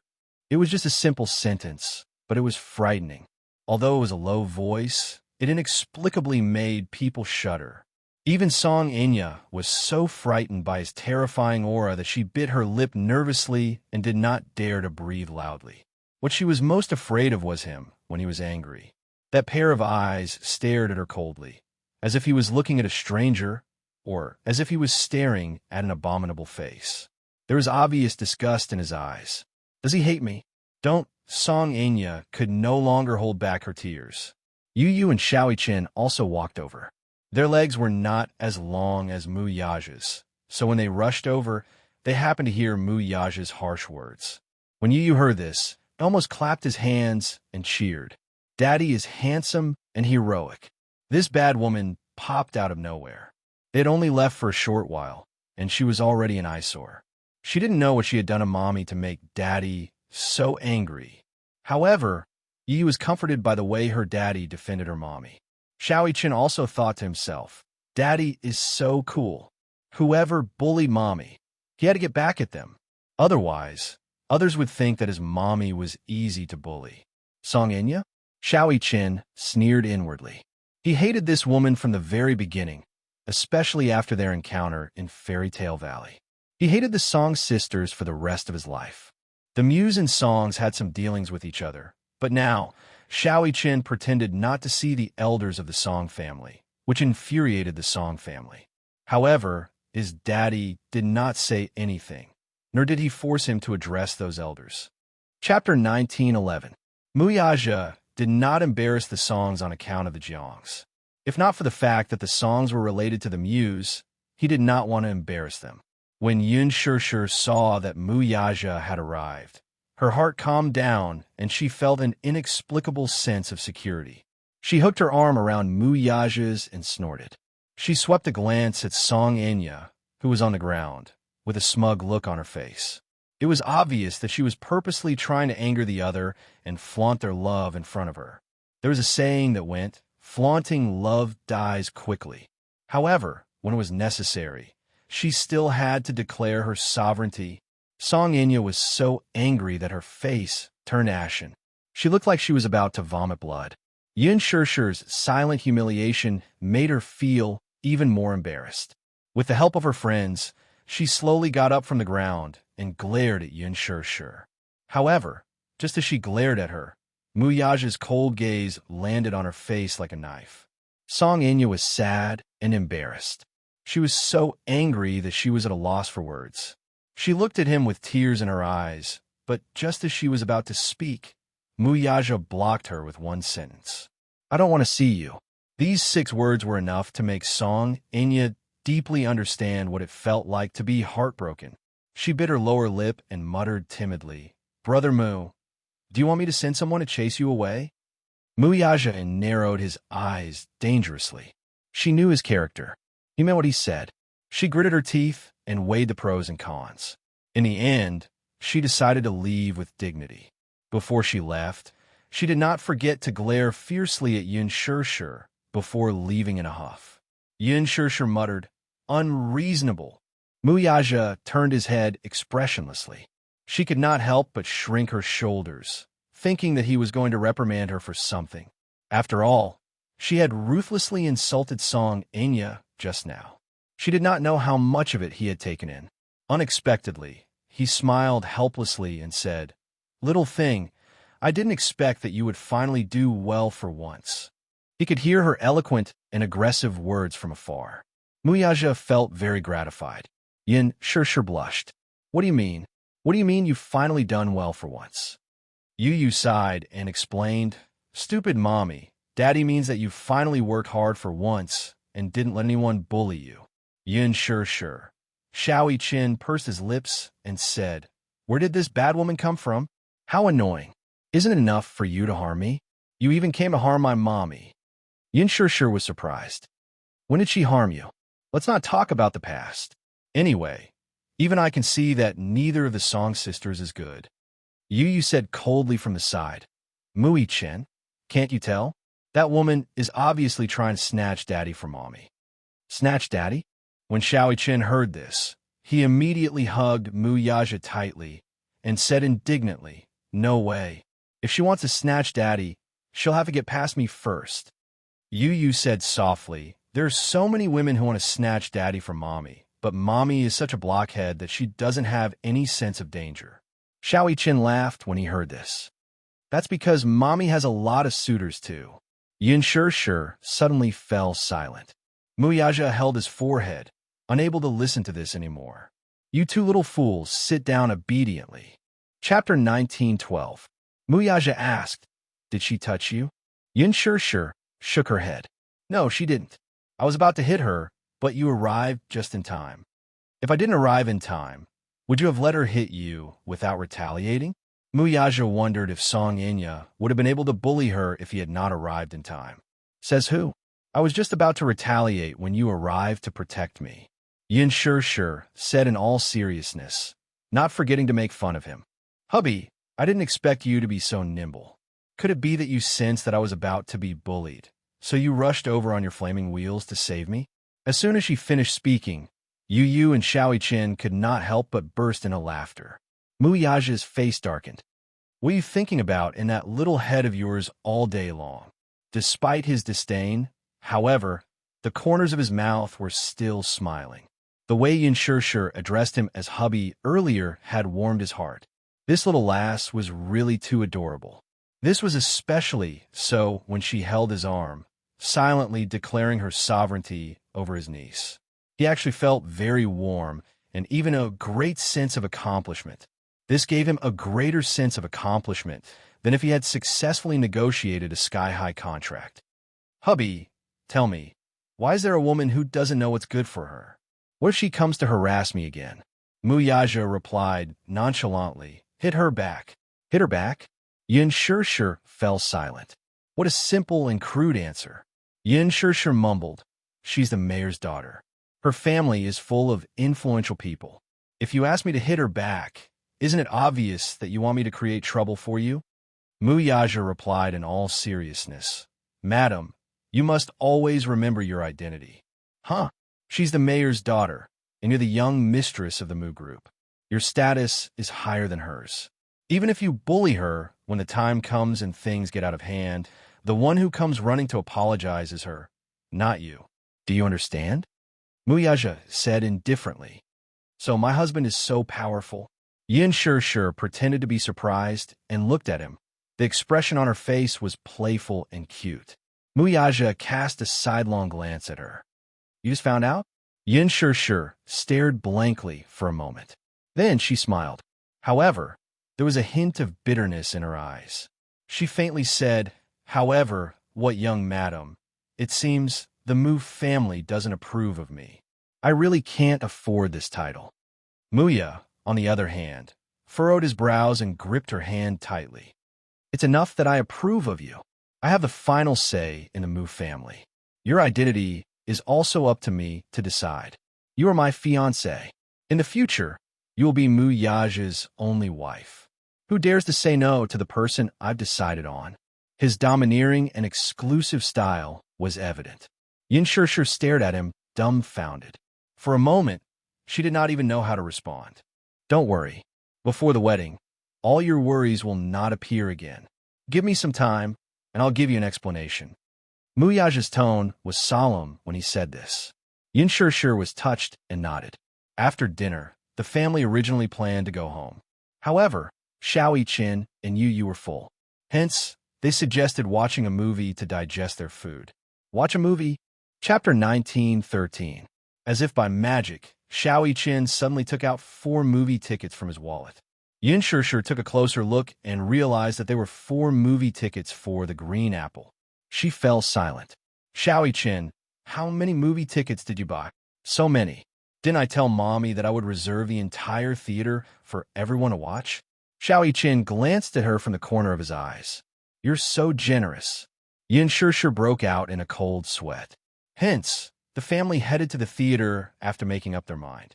On the way there, Yin Shishir suddenly felt a little cold. When they left the house, it was still evening and the weather wasn't that cold. However, now that it was nighttime, the cold wind blew and she shivered. Although Yin Shishir didn't say it explicitly, Muyaja could tell that she was a little cold.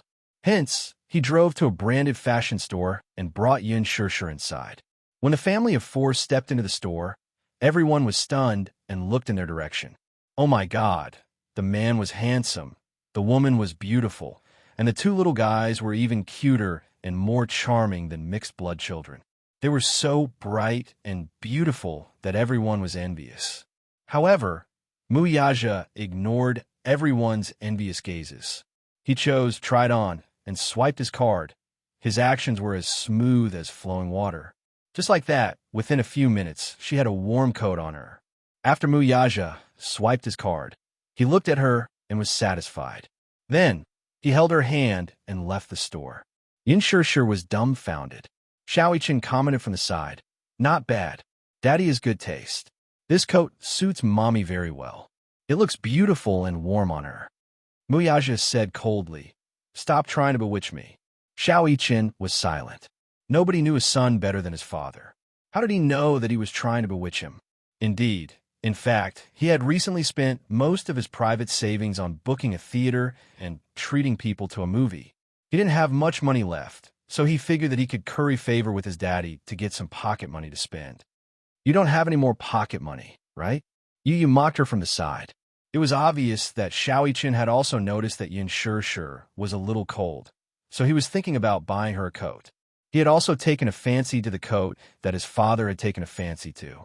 He wanted to rush to pay the bill, but when he touched his wallet, there were only a few hundred notes left.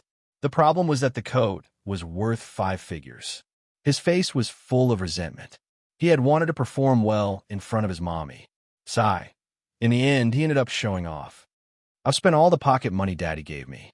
Ever since Xiao Qin was 6 years old, he had been given hundreds of thousands of yuan in pocket money every month.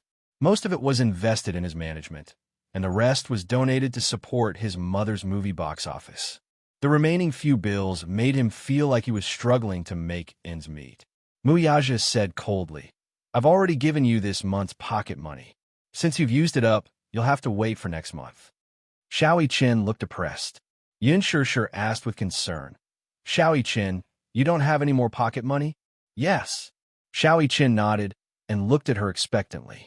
As expected, Yin Shishir dug into her own pocket.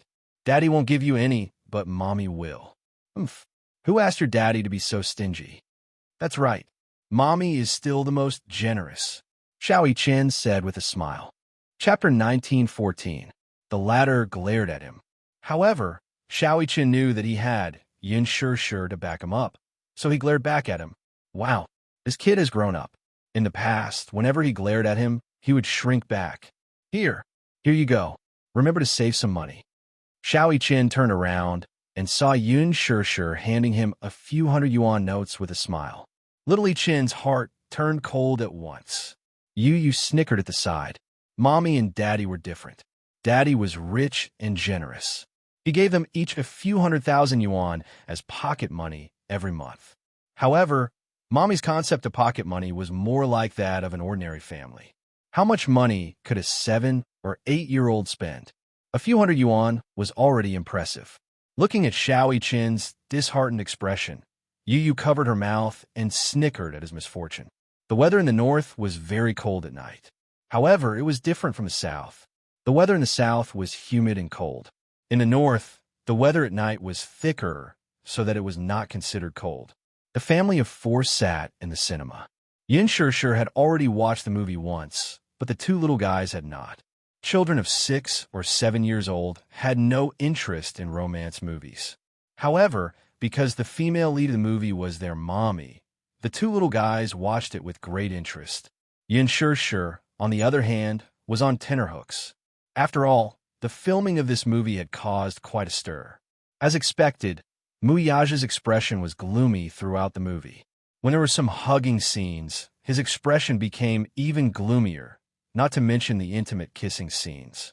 Especially when Yin Xiaochuan kissed Yin Dongyu forcefully. Yin Shishir carefully glanced at Muyaja. Her expression was so gloomy that ink was about to drip out of it. How torturous! With a 1,000-year-old iceberg sitting next to him, no matter how thick he wrapped himself, it would be useless. Little Chin, who was standing at the side, said in a shocking manner, Don't you think Mommy and the male lead are a good match? As soon as he said this, Muyaja's eyes darkened. He couldn't help but reach out and pinch Xiao Chin's ear, causing him to grimace in pain. Shut up, watch your movie, and don't talk too much. Being reprimanded for no reason, Little Chin covered his red and painful ears with his hands. He wanted to cry, but had no tears. He complained to Yu, Daddy is so violent. How did I offend him? You want to bully me like this? Serves you right. Yu was expressionless and did not sympathize with him at all. Who asked you to say that Mommy is compatible with another man in front of Daddy? Xiao Chin was speechless. The little guy immediately turned around and said, Daddy, you're the most handsome. You and Mommy are the most compatible. His teasing words made the people sitting around look over. Looking at the adorable little guy, everyone laughed good-naturedly. However, some people couldn't help but notice Yin Shishir, who was sitting at the side and watching the movie. One of the girls whispered, Hey, look at the woman behind you. She looks so much like the female lead in the movie. Her boyfriend immediately turned around and stared at Yin Shishir. He was extremely surprised. Yes, they look alike. Yin Shishir's heart skipped a beat. Oh no, I think I've been recognized.